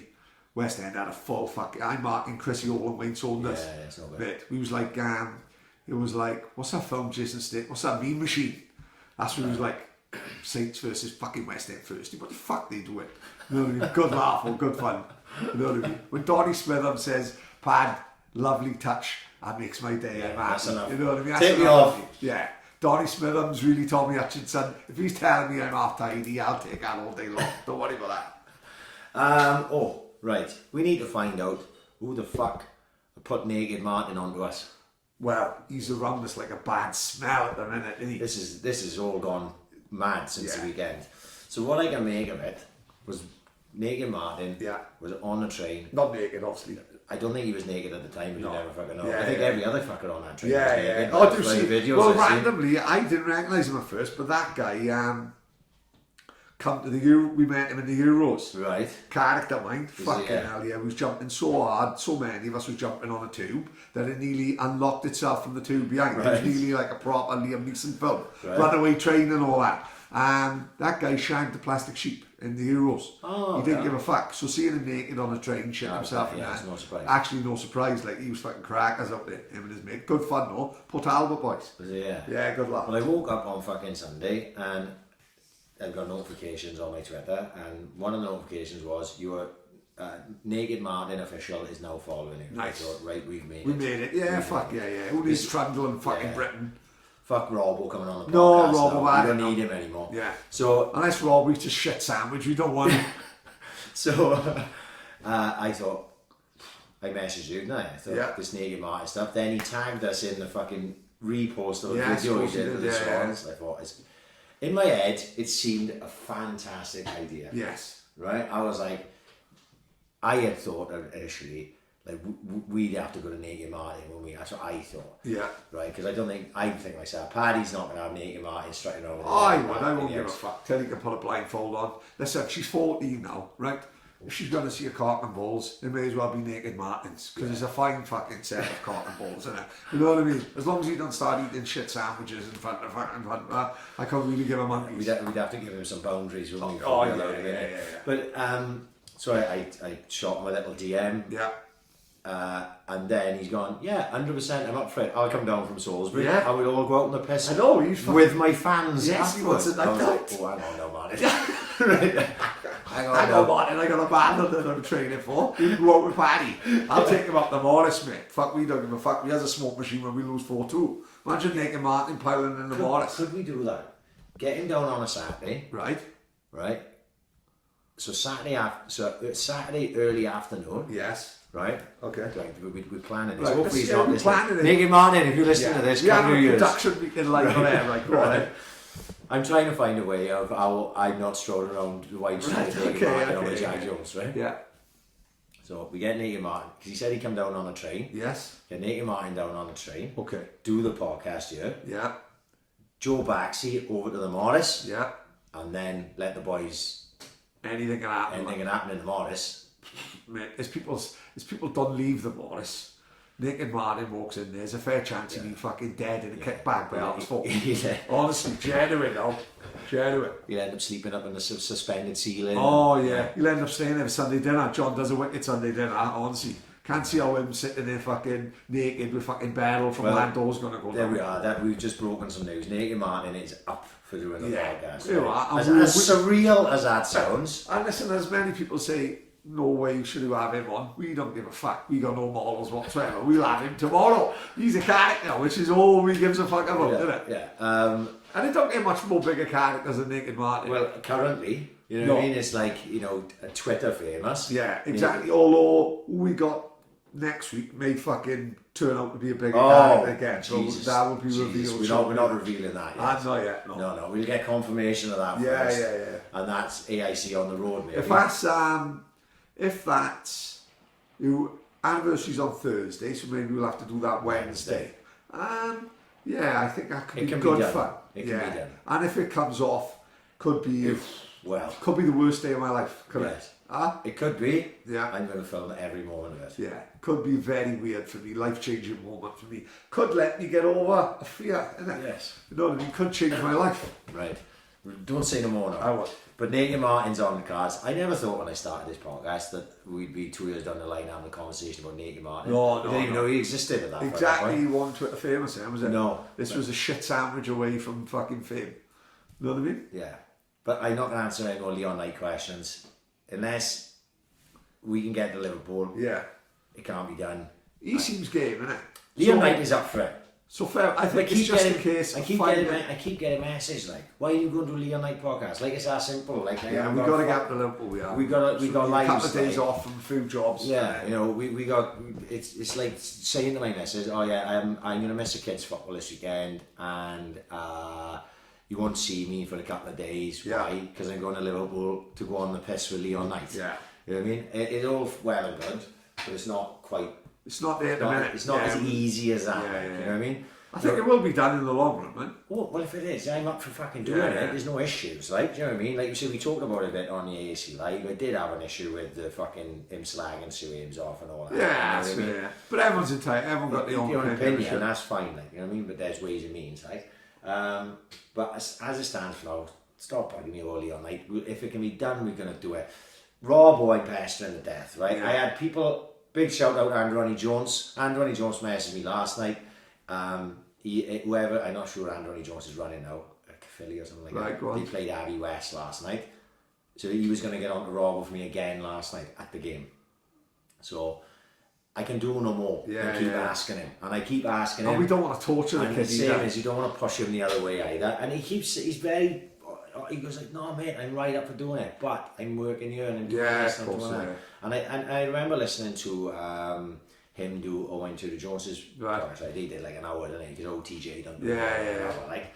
And even then, literally one of the first things Robbo says is, it better not be any longer than a fucking hour. They're having a novel, but you can tell there's a bit like fucking digging into my time here, you know. So maybe he's in the same position where he's strapped for time and he can't think of anything. He'd rather do less and spend fucking 3 hours with You know what I mean? It will happen. I'm very hopeful now that he's living in Swansea. He's playing for, Ammerford. Yeah. Not Abbey West, Ammerford. That he's playing for Ammerford. That it will happen. Ammerford looks good fun at the minute, mate. They get a little fucking bit of band support, and everything. little band. The Turks have got a band as well. Tom Smith takes his drum up as well. Yeah, Tom Smith fucking hell of a good laugh, like one of the Saints boys. Like, it's basically Saints in it. Cal Kopp, Scott Coughlin. Yeah. You know what I mean? Ryan Earl, Zach Brown. Never technically played for Saints. Signed for us every fucking year, pre-season. Has a photo with a kit and fucks off. He does it every year. He never actually played one game. But Zach is more of a Saints boy than fucking me, probably. Like, you know what I mean? But it's good. It's good that the people. Good to see that league is doing well. Fuck yeah. Well, like, you'd like to see more people fucking taking an interest, especially in those. It's different for us. So we're in Swansea, like, so you know, what would be? We'd have to go and watch West End, don't we? But if he was living in like a little town like that, I think 100% he'd have a little mob going on Friday night. Oh, Friday night, Ammerford. Oh, loads. Yeah. How many nightclubs in Ammerford? Don't know. We're going to be in them. Johnny Simon's still working the door, probably. Yes, that's right. No fucking around. No. Absolutely no fucking around. Right, this is one thing I thought of.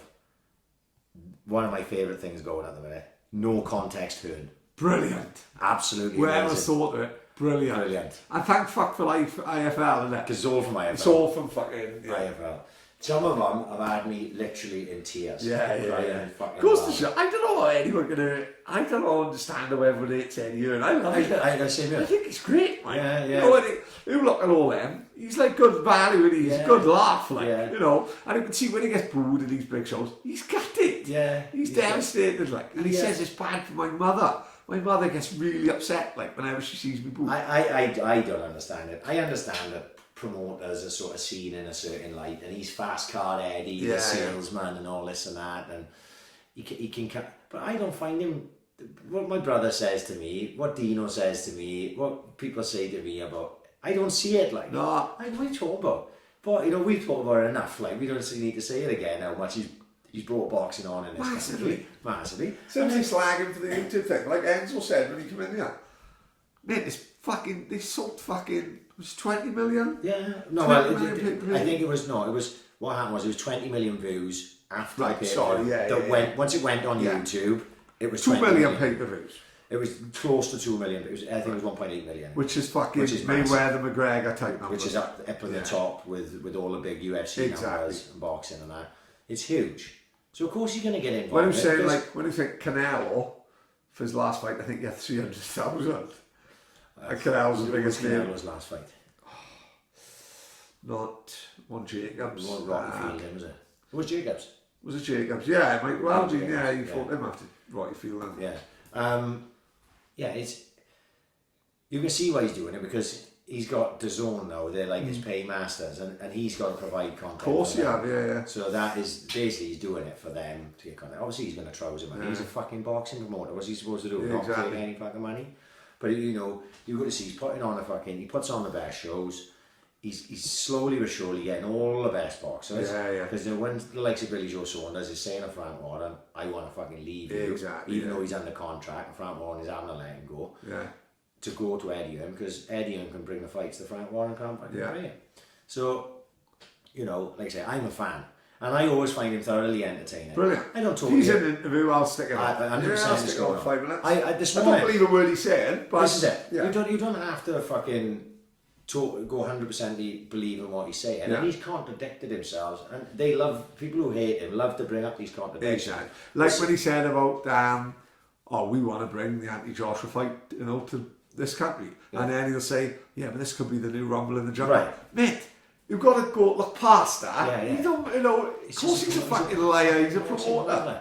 But you know, at the time he's saying that, he's probably honestly believes that. There's no Saudi Arabia when he says that. But then Saudi Arabia go, hey, we've got all this oil money over here. We're going to give you more money to do it here than do it there. And you're going to earn more money, and AJ's going to earn more money, and Ruiz is going to earn more money, and every boxer fights on the undercard is going to earn more money. He's going to go, oh that sounds like a fucking great idea. Don't worry about the atmosphere out there. Obviously they said like anyone who buys a ticket gets a passport, visa straight away. Is it, yeah? You haven't even got to apply for a visa. This is how corrupt these countries are. Yeah. Visas take 3 months to get. No, the minute you buy a ticket, you get a visa. Right. For fuck's sake, come on. Yeah, but I wouldn't fancy going out there to watch it. Oh, no. I think the comfort of my own settee is... Yeah. But yeah... Me, Rustler's Burger, pack a prawn cocktail crisps, I'm happy. I'll be thrown into it fast out the window. Oh, that right, yeah. We're having a fucking break. Yeah, exactly, yeah. But yeah, like I said, I woke up this morning and I'm in work and I click on YouTube and it scrolls down, Eddie and interviews at the top. And I don't need to watch it. Yeah. Because I got the Bluetooth in the car, I just hit play on my YouTube, sticks it in the car and in between, and I'll just pause it then when someone comes in, put it back on, and I listen to it like I would listen to a podcast. I see, yeah, makes sense. And I listen to the Billy Joe song was on and everything. I love IFL TV and Eddie Hearn is the main one that I will watch. Yeah, I agree. And the favourite, so like I say. But that No Context Hearn is fucking class, funny as fuck. Funny as fuck. I haven't seen one that hasn't been funny yet. Talking about, have you listened to any new podcasts lately? No, I'm stuck in my ways. It's Joe Rogan. Right. What is it? Joe Rogan, TTLO. What else I listen to? Bill Burr, Monday Morning Podcast. Pretty much that's fucking it. New one I've started listening. I don't think it's new. Called Business Wars. Right. Tremendous. So every week you'll have the story of companies versus companies. So like McDonald's versus Burger King. We've just called one of them straight away. McDonald's versus Burger King. Netflix versus Blockbuster. Right. Amazing. We forget what Netflix was before it is what it is. Yeah, I do. Can you remember, like Netflix was a little sleeve, red and white sleeve with DVDs. But they, not like Blockbuster. They were all shit ones.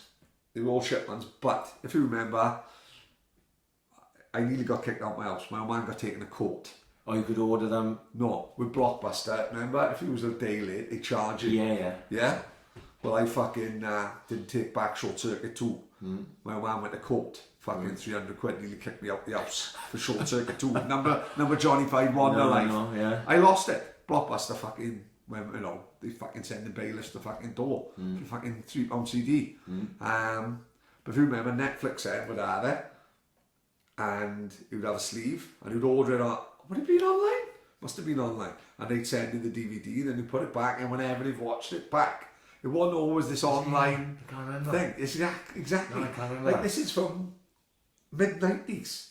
Yeah. To us, Netflix is like recent. 3 years old. Yeah. But Netflix, in the origin it is now, right, is 3 years old. But Netflix has been going for like 20, 30 years. Really? Since the 90s. Oh my god. So like, but we just can't remember it as it was, like, and it's just evolved. I'm thinking of Britannia. Remember we used to order videos of Britannia? Yeah. Like, it just evolved, like, and it actually killed Blockbuster off. You think? No, yeah, Blockbuster. Mate, I used to like going to video shops. Absolutely love having that thing in your hand on a Friday. Yeah. Friday night in Blockbuster was like Martha's downstairs. Yeah. It was fucking popcorn machine and everything, and you could buy fucking chocolates in there. You know what I mean? Yes, the fucking Whisper Bites were fucking £9.10, but that's what it is, like, isn't it? What's the other one? The other one I listened to, Nike versus Adidas. Right. Amazing. I knew the history of Adidas, like the two brothers in it, Adolf and Rudy Dassler. Right. They split up. Rudy made Puma, he made Adidas. Right. Fascinating story in itself, like, you know what I mean? How two brothers in fucking this little town in Bavaria could fucking go off and change the fucking world, basically, you know? And then he was saying about Adidas was huge, and there was a guy called Phil Knight, a runner, started up Nike, and this other is running coach, like. And he was saying about the stories, how, like, in the 80s, Adidas jumped into bed with Run DMC. That's right. £1 million. Yeah. The only. My Adidas. Adidas, yeah, the song itself. And how they got, Adidas were fucking massive. And Michael Jordan, all the basketball players wore Adidas, superstars, right? So Nike asked for an interview with Jordan when he's this college basketball player. The guy said, look, this guy is brilliant. He said he could be, obviously you don't know yet, but he could be the fucking greatest fucking player ever. He looks that good. He's scoring like 40, 50 fucking points a game, right? And Adidas bring him out to Oregon, have a meeting with him, put like a DVD of all his highlights, and the advert is at the end, you know, the Jordan sign, the Jordan logo, and he's with Adidas. He said to his manager, I don't want to go with these, I want to go with Adidas and so they have him in the room, and he said they bring out the Nike Air Jordan. He said, oh, it's too lumpy on the bottom, like it's too clunky, it's too heavy. And they say, no worries, we'll change it. And like every other firm it would be, this is our shoe, and that's it. Like, whereas they went, no, if we don't like it, we'll just change it. And he thought, fuck me, that's fucking amazing. They'll do it. I'm more a partner here than a fucking endorsement, you know. Well, he's his own brand now, basically. And that's how Nike Air Jordan started. Did you see that chart? I put it on my Instagram stories the other day, seeing it because I follow a lot of basketball sites. Over the next year, right? Who will make money on certain shoe deals? Right. So like LeBron James probably make the most. Is something like say 38 million just on his shoes, right? And you've got like Kevin Durant and Steph Curry, all the big names, right? They're all around 20, 30 million, blah blah blah. Michael Jordan, and played for God knows how many years, 120 million. Really, still is. Because Jordan, the brand in itself is still fucking monstrous. Because Nike would spend say the average firm would spend 2 million a year on advertising. Nike would put all their budget into advertising. You think of the great adverts in the past, which you probably didn't even think of it. Just do it. You know, is fucking associated with Nike and all that, like the Brazilians in the airport. Like they ploughed all their money into advertising, and Adidas just couldn't compete, and Nike overtook them, and now Nike is outsells Adidas 5-6 to 1. But Adidas still fucking huge. For us, probably more in Europe, but where they want to get big is in America. Fucking fascinating story, man. Absolutely brilliant. Really good. Business Wars, really recommend it. No, you're talking about Michael Jordan as I watched fucking something the other day. It's brilliant. You don't even have to be a basketball fan to enjoy it. It's fucking really. We like sport, don't we? So all the 30 for 30s are all great. Right. This is it's not a 30 for 30. It's just an ESPN documentary. It's on YouTube. It's called The Dream Team. Right. Is it about the American play? 92 Olympics, right? And it's the official documentary. Right. It's brilliant. Right. Okay. It's brilliant. Is that on YouTube? It's on YouTube, right? It's really good. It's just over an hour long. Right. It's fucking great, right? So before previously them Olympics, pro players hadn't ever played in the Olympics, right? So what they had college basketball players. Americans would take their college basketball stars and play in the Olympics, and then they allowed pros. So obviously then at the time they had, I think out of the whatever it was, 12 they took. They were all became Hall of Famers. They were all except for Christian Leitner. They took one college player called Christian Leitner. Obviously he wasn't. He didn't actually make nothing of his career. Never? Yeah. He was the number one college star at that time, but he never actually made anything. But they had Magic Johnson, Larry Bird, Pat McGowan, Michael Jordan. Fuck, that's just Charles like a fucking Barkley. who's who of fucking... It's a who's who. You don't even have to know basketball to know those names. Right? I know every one of them. Right? So they had everyone, right? They were fucking unreal, and obviously they steamrolled fucking everyone. But it follows their story. They had cameras with them all the way around. It's fucking fascinating. Absolutely fucking brilliant. They played a college basketball team, and they call it a scrimmage. Right. Not a scrummage, as in they call it a scrimmage. Right? It's basically a behind closed doors game, right? So the coach of the team, whoever he was a Detroit Pistons coach at the time. I can't think of his name. He basically played his team weak, and he didn't set them up for any offense or anything, and they lost to these college kids. Right. Sean Kemp was one of the college kids. He went on to have a big career there was a couple of people in that team that went on to have big careers, and he hardly played Michael Jordan, right? And they came off, they lost quite comfortably, and they were embarrassed, right? And basically his assistant coach is on there, Coach K they call him now. He coaches, I think, Duke. He's one of the famous coaches out there. He's a college coach. He said that was a plan to bring him down to earth, because they were all these superstars. The next day they played him again, and they fucking absolutely steamrolled the college team. You know what I mean? He played them properly and set up plays to them and everything, and give Michael Jordan as many minutes and they steamrolled them, and then from that point then they went on. But it shows what's fascinating about it, how competitive every single one of them was. Right. They were all trying to outdo each other. So even when they're just shooting around, fucking around, Magic Johnson would come up with shooting drills. He goes, right, well, you've got to do this, right? We're going to do this, do that. And he's taking the piss, right? With the things he could do. And like Jordan was trying to copy him and he couldn't quite do it. So Jordan was the youngster. Magic Johnson was just about to retire, see? So they were at this sort of stage. It's just, it's like I say, it's only an hour long, but it's fucking fascinating. How fucking, and the mark they made on the world, like, I think it was Barcelona, wasn't it, 92? What have you, And they were getting mobbed. Like Charles Barkley in the Knights was walking down the last Ramblas on his own. Yeah. And just fucking being mobbed by thousands of Spanish people and that. They were like the biggest stars of that Olympics, like. And it's really, really good watch. I watched a couple of weeks ago. Really, really good watch. Fucking well worth watching. Yeah. It's even if you're not into basketball. No, of course, Just to see, because even now they couldn't put a team together. You know, Americans put a team together now.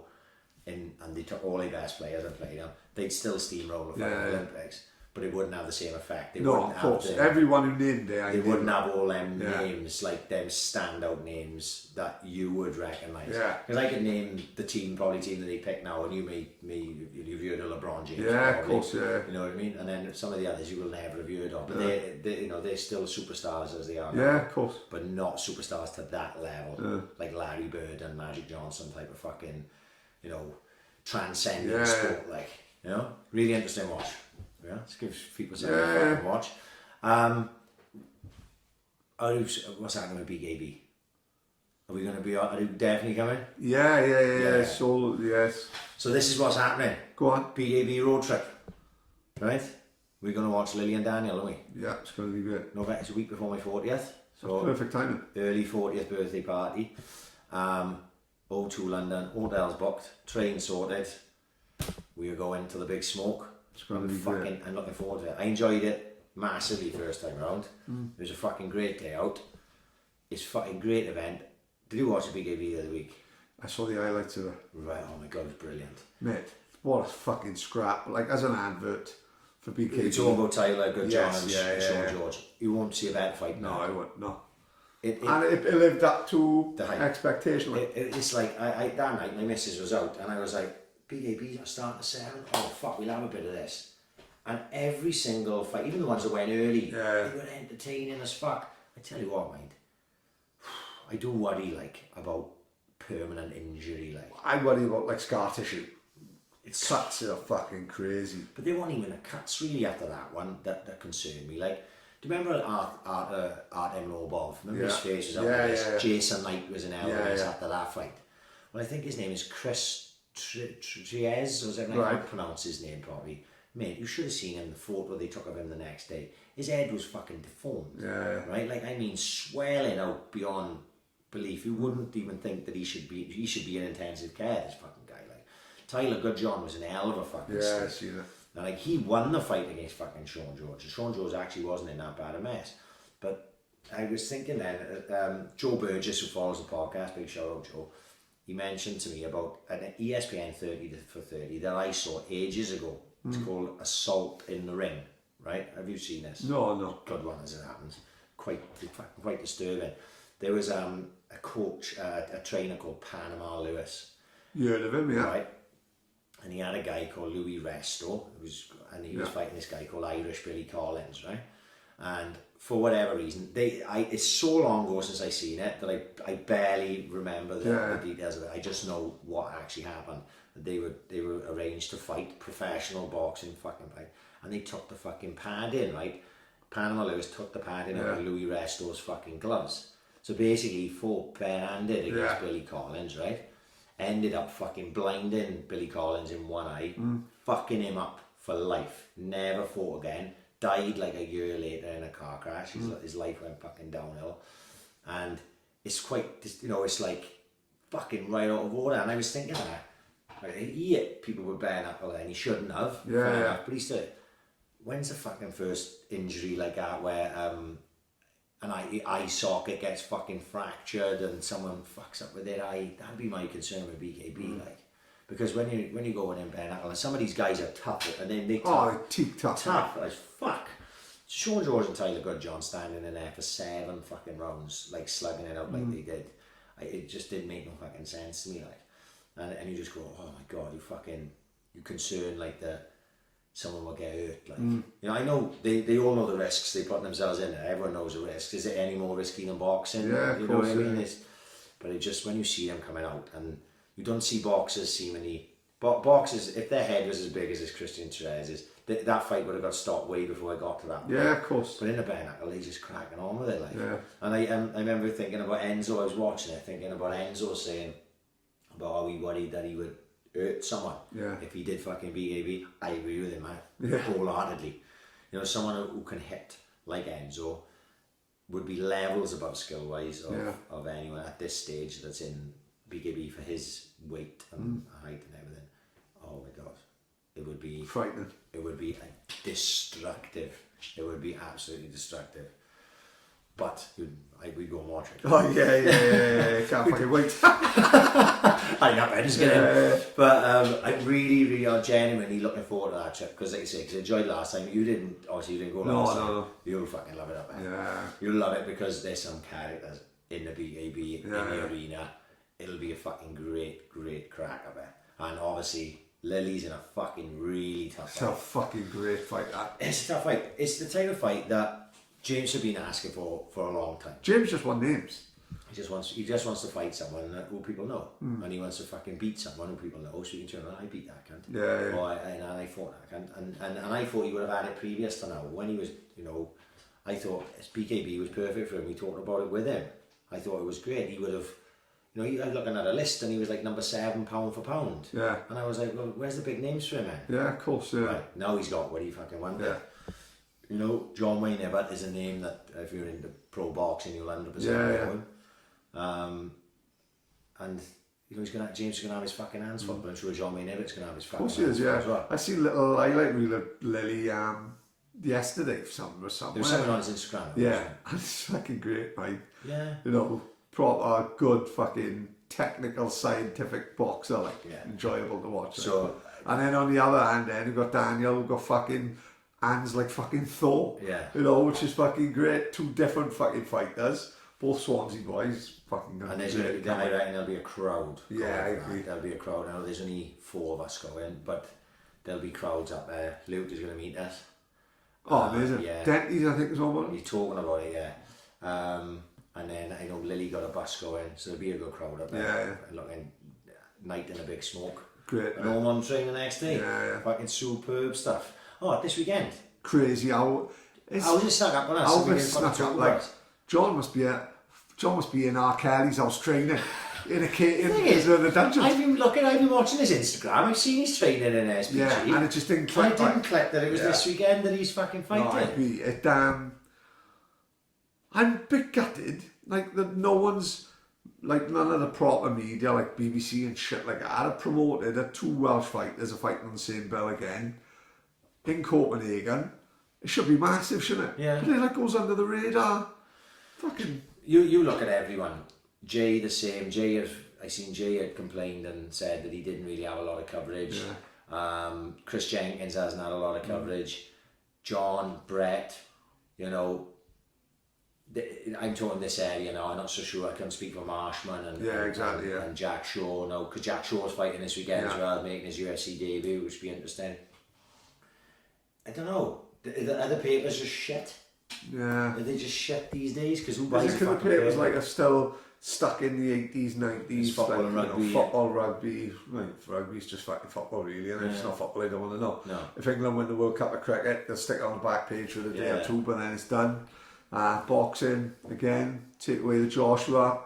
It's not really. There's not massive interest. I think you're getting more news for sport than on social media now more than anything.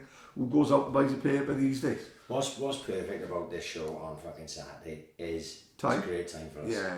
It's a great time. You can watch the early prelims. They probably start at like 5. Yeah. And you can go through. And I think when I was looking at the fight list yesterday, I think John may be on the main card.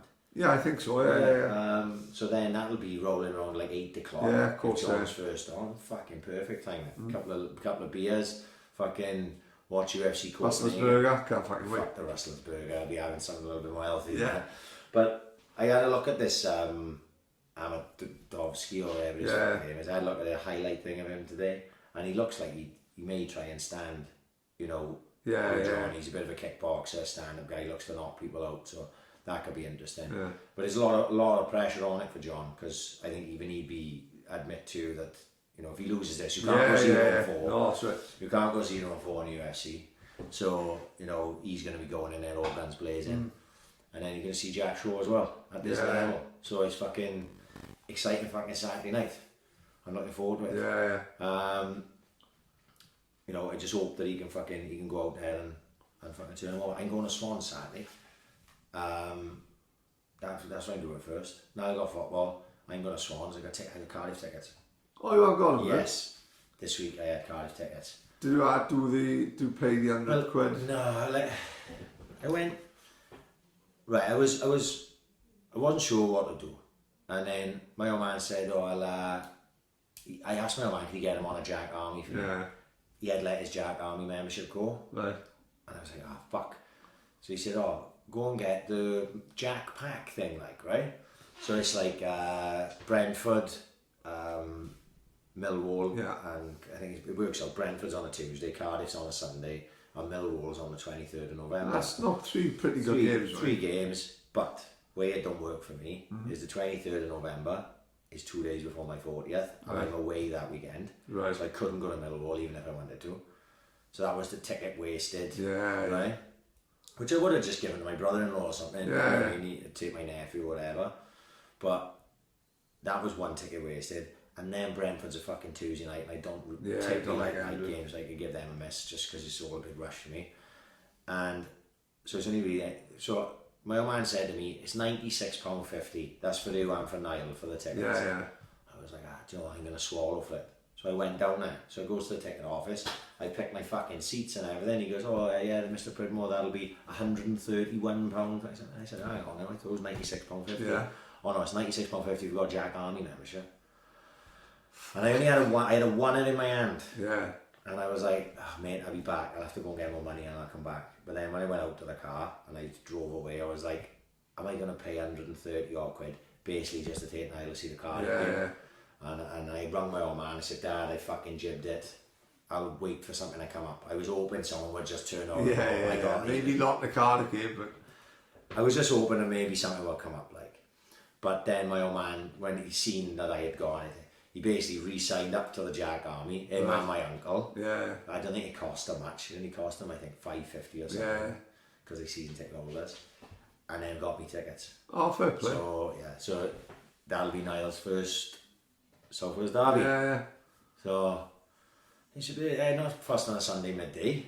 Yeah, it is what it is. It's always going to be that, isn't it? You know, it is what it is. You've got to get used to that. Yeah.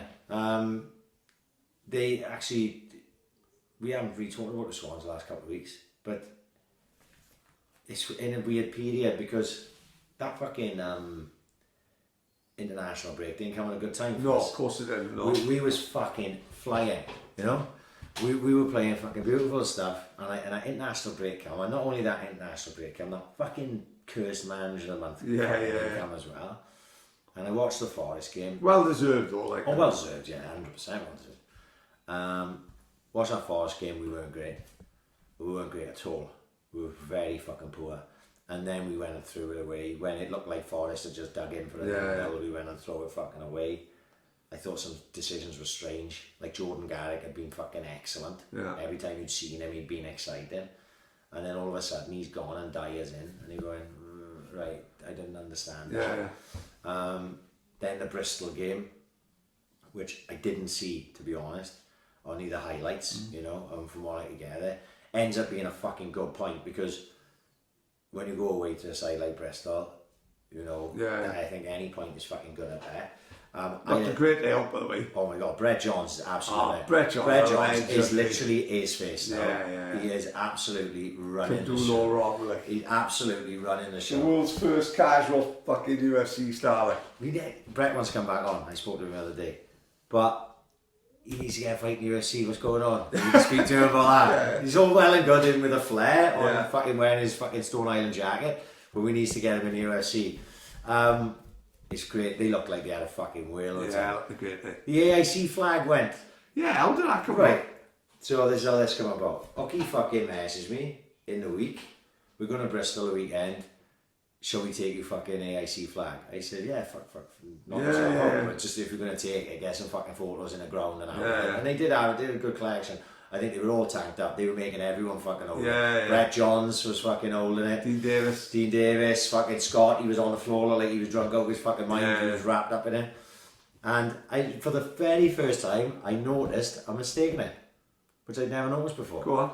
It says, and I know I didn't get this fucking wrong, but that fucker who made that flag for me got it wrong. Go on. It says Swansea City FC, not Swansea City AFC. Is it really? Which I would not have made that mistake. Yeah, that's fair enough. And I don't know why that bugged me ever since. Never, no one's noticed. No one's noticed. I fucking noticed. Yeah. Swansea City AFC, not Swansea City fucking AFC. But I was listening on the radio. Radio sucks, man.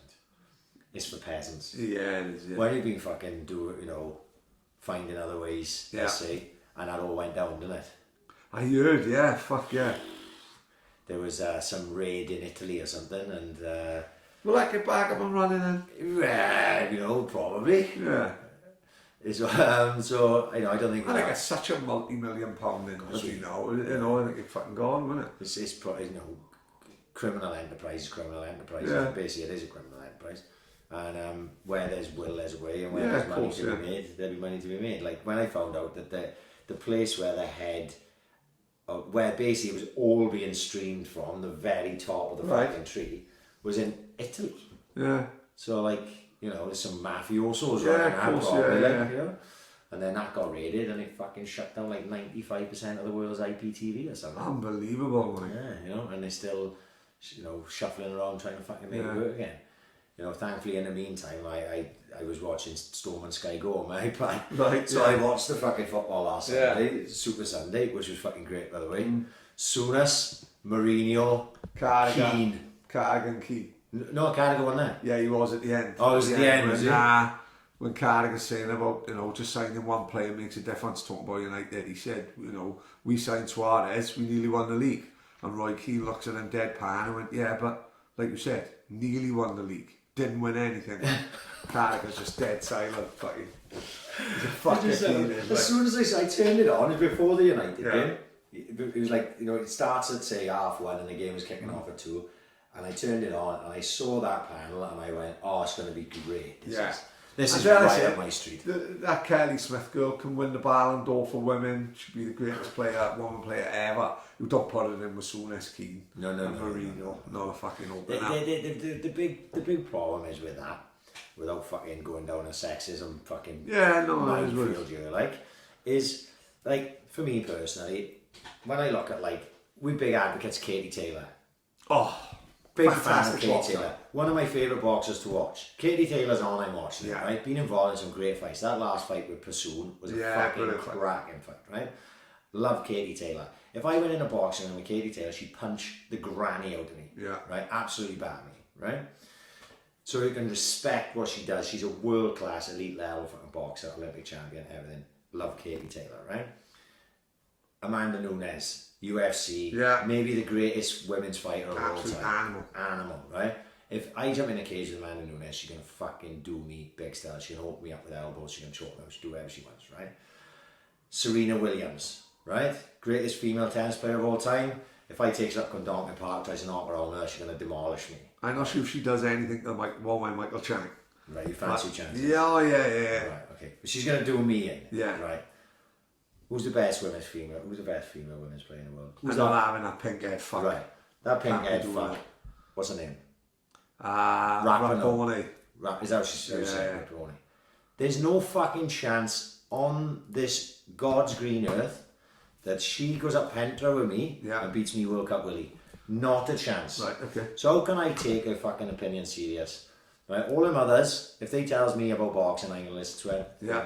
But I'm not having Megan Rapinoe tell me about fucking football, right?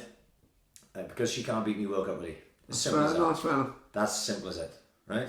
So all sexism aside, if she can beat me in World Cup Willy, then I'll listen to what she got to say about football. And I mean, she's entitled to her opinion. If we're in a pub and she starts talking to me, I'll listen to her. But when you sit her next to Souness, European champion, multiple trophies in domestic league, as a manager, you got Jose Mourinho, won the Premier League 3 times maybe, I think. 3 European Cups. European Cups, Spain, Italy, Portugal, Roy Keane, Man United's greatest era of football, European champion, all this and that, and then you're going to put someone in like Kelly Smith or someone like that. It's hard for those people to look at her and take her opinion seriously. So when they don't take their opinion seriously, how are you supposed, as a person sitting back and watching it, how are you supposed to take it seriously? I don't mind Alex Scott. She talks very well and everything like that, but I think sometimes they throw them to the wolves, the women pundits on men's football. You know what I mean? If you're watching women's football and they've got women, should be all women. On there, knock yourself out. Like, I just think on the men's thing, sometimes it comes out wrong.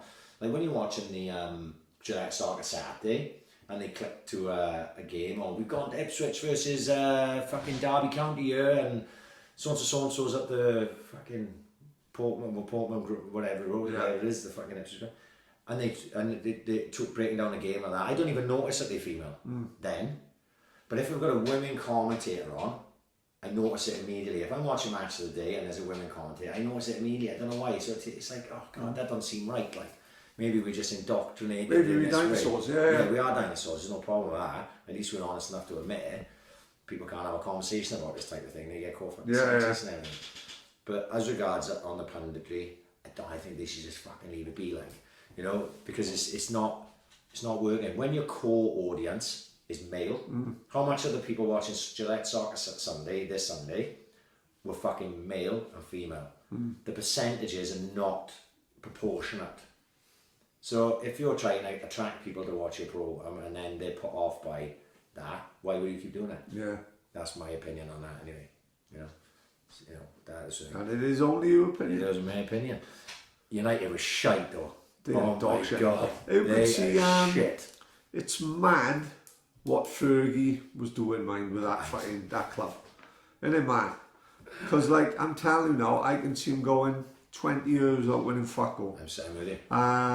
If they get Pochettino in, which I think they will, I don't think Pochettino will last season with Spurs. I think he'll be with United by January. Right. Even then, mind you, look at what Guardiola's doing and what Klopp is doing. Does he go to Man U and just be third like he would with Spurs? You know, because Spurs are better side than Man United. Yeah, that's exactly. So, like, I think he goes to Man United and just makes them the new Spurs. I don't think he goes to Man United and then turns them into champions. He has got a fucking long way to go to turn Man United into Spurs. Yeah. Let alone Liverpool and fucking Man City. Like, I watched that game. I watched every single minute of that game, and West Ham. Man United looked like a side that were going to struggle to stay in the league, and West Ham looked like a side that were going to be pushing towards the top side. It should have been. One would think the other way around. Yeah. I couldn't fucking work it out. Very, very cool. And it goes like when Mourinho, I don't think he means it for the second. Like Mourinho says, his greatest ever achievement is finishing second with United. You don't really mean it, but it was his fucking point now. Yeah. Because fuck me, he was second with. What was he working with? It's just not. Like I said, Liverpool went 20, well, Liverpool still going, like 20 or 30 years without winning a title. You could easily see United do exactly the same. Like, at this stage, you know what I mean? If someone give you fucking $1,000 in your hand and you said, will Liverpool win one in the next 3 years, or United not win one for the next one? Of course you are. You'd be fucking, Liverpool look nailed on to win one at some point. If it's not this year, within the next couple of years, if they can keep the team together. They're like. Maybe all they got to do is wait for Guardiola to retire. You know what I mean? But they got to wait for the Saudis to run out of fucking money. No, they're not Saudis. Are they Saudi? Or is it Bahrain? Is it Qatar? Isn't it? Qatar, yeah. They got to wait for them to run out of money, probably. That's the fucking thing. Because when you got endless coffers, crazy. Of Liverpool got endless coffers, no. So they've been fucking incredibly lucky. Robertson, Alexander-Arnold. Great signing. 2 of the fucking best fullbacks, in the world, not just in the country, in the world, right? And they've come out of nowhere, right? 100,000 buys, like that. Van Dijk, fair enough, right? They put a few quid into him. Firmino. No one knew Firmino was going to be the player he was when they signed him. Salah even. Yeah. When he was with Salah, he was like, he's alright. Yeah, he's alright. I don't see him as a Liverpool player. No. Wijnaldum, same. Crazy. I was like, he's not. What did Liverpool signing him for? But they were. Especially Sarnie one is funny, like, because you were like, fucking hell, did he stand up with Southampton? And they were like a different fucking player. That's fucking, his finishing is Yeah. absolutely fucking deadly, like. And Liverpool now have become, as much as I hate to say it, because, like I say, as a neutral, when, you know, I like to watch United. We talk about it. I always liked to watch United. Oh, that era. Beckham, Scholes, Keane. Through, and then even further on than that, Rooney, Ronaldo. Yeah. Loved watching them. Thought they were fucking fantastic to watch. Now United are shit to watch. I'm watching them like fucking, oh my god, can you imagine being a United fan? Yeah. But Liverpool now, if Liverpool are on the TV, I'll have a look at that. Yeah. Because they'll be entertaining. Of course they will. The same way as like I like Man City to watch. Because I get chuck Man City on, you're going to see a game of football. That game against Norwich was fucking brilliant. Great game. Yeah. That defending was fucking dog Yeah, shit. yeah. What's this fucking, this thing in the box nonsense has got to stop. This goal kicks in. Ridiculous. Right. I watched Arsenal the other day. For one, that Otamendi fuck up in that Norwich game really irked me. Right. You're 2-1 down, right? What the fuck are you doing there? Stones gives him a terrible goal start, and then he just never reacts, and then you're 3-1 down, and you've caused the fucking problem. But then the Arsenal, the next day, I think they played Watford maybe. Yeah, it was Watford. Right? They done it about 4 times before Watford fucking scored against them. Watford put like 3 or 4 men on the edge of the box, waiting a charge in on them. Yeah. So as soon as you've got the men there, Surely that tells you can't always play football. Always play football. So as a keeper, you go, right, you fuck off, you fuck off. I'm launching this down the pitch. Right? When they told him not allowed, like Brendan Rodgers did with this one. I don't give a fuck. Crazy. I don't give a fuck. Yeah. Because they give a goal away then. Yeah. Because that fucking mop top, not Louise, the other one, I can't even think of his name for a second. He give one away on the edge of the box and they run in and fucking scored. And you're going, once Could have easily been avoided. Once you nearly got caught twice, give it a break. Wait until, kick the ball long 3 or 4 times and wait until they think you're not going to play a short and then play a short. You mix it up, don't you? You know what I mean? But this fucking play, and Swans did it a bit against Watford, mind. They fucking played one where they nearly got caught, like very, very nearly. Nordfeldt nearly got caught and he played the ball into Danda turned away, and then we actually turned it into, we nearly scored up the other fucking end. We played some lovely football against Watford in a week from the highlights that I saw anyway. We were actually really unlucky to lose that game 2-1 because we had one where Surridge looked like he's just going to knee it into the net. The guy basically overhead kicked it away from him, or kicked it on to him, I think, and it shot away. But we fucking, and I looked at him and, oh God, don't get too wrapped up in that. You've got to know when to do it, and you've got to know when to, of course, to clear your fucking lines, like, because don't give away goals. Oh, fuck. Don't give away That's goals for fucking rule number fucking 1. sake. Don't do it for the sake of it. Because if you want to drive the fucking fans on the fucking bend, that is the way to fucking do it, like, do you know what I mean? Right, where are we at? 2 hours. Oh, we did 2 hours. That's quite surprising. I thought we would struggle to do a fucking hour tonight. Yeah. There we are. Is there anything else? No, big week next week. Could be very big. Could be fucking petrifying. I'm gonna have to fucking seriously get my head around this. Yeah, I know. I can't believe it's happening. I do worry it's going to be like, could be the end of me. Never mind the end of the podcast. You know what I mean? Well, I got visions of being fucking in R.Kelly's basement, like. I will probably be laughing all the way through it. It's going to be, I don't know. I would say, without fucking spoiling it for anyone, it won't be like any other podcast we've done. No, fuck no. This is next level stuff. Ridiculous. If you would have said 2 years ago that this is where I'd be at, I would have called you a fucking liar. And I would say no way. But it's going to be happening Wednesday, I think. Right, well, it's going to be Wednesday, because it's not Thursday, it's my anniversary, and my missus warned me off doing a fucking podcast on my anniversary, even though we're probably not going to do anything, because we're going out Saturday.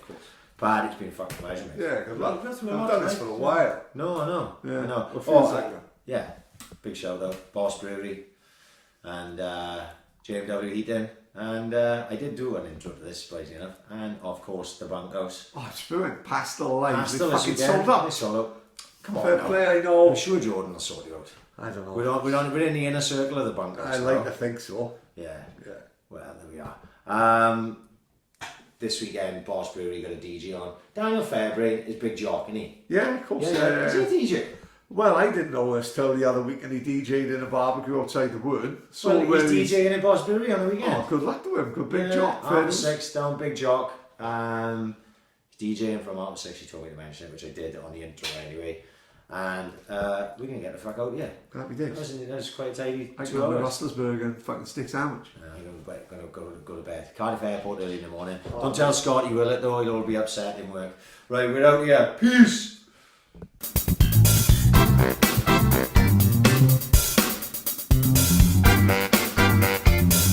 Ambition is critical.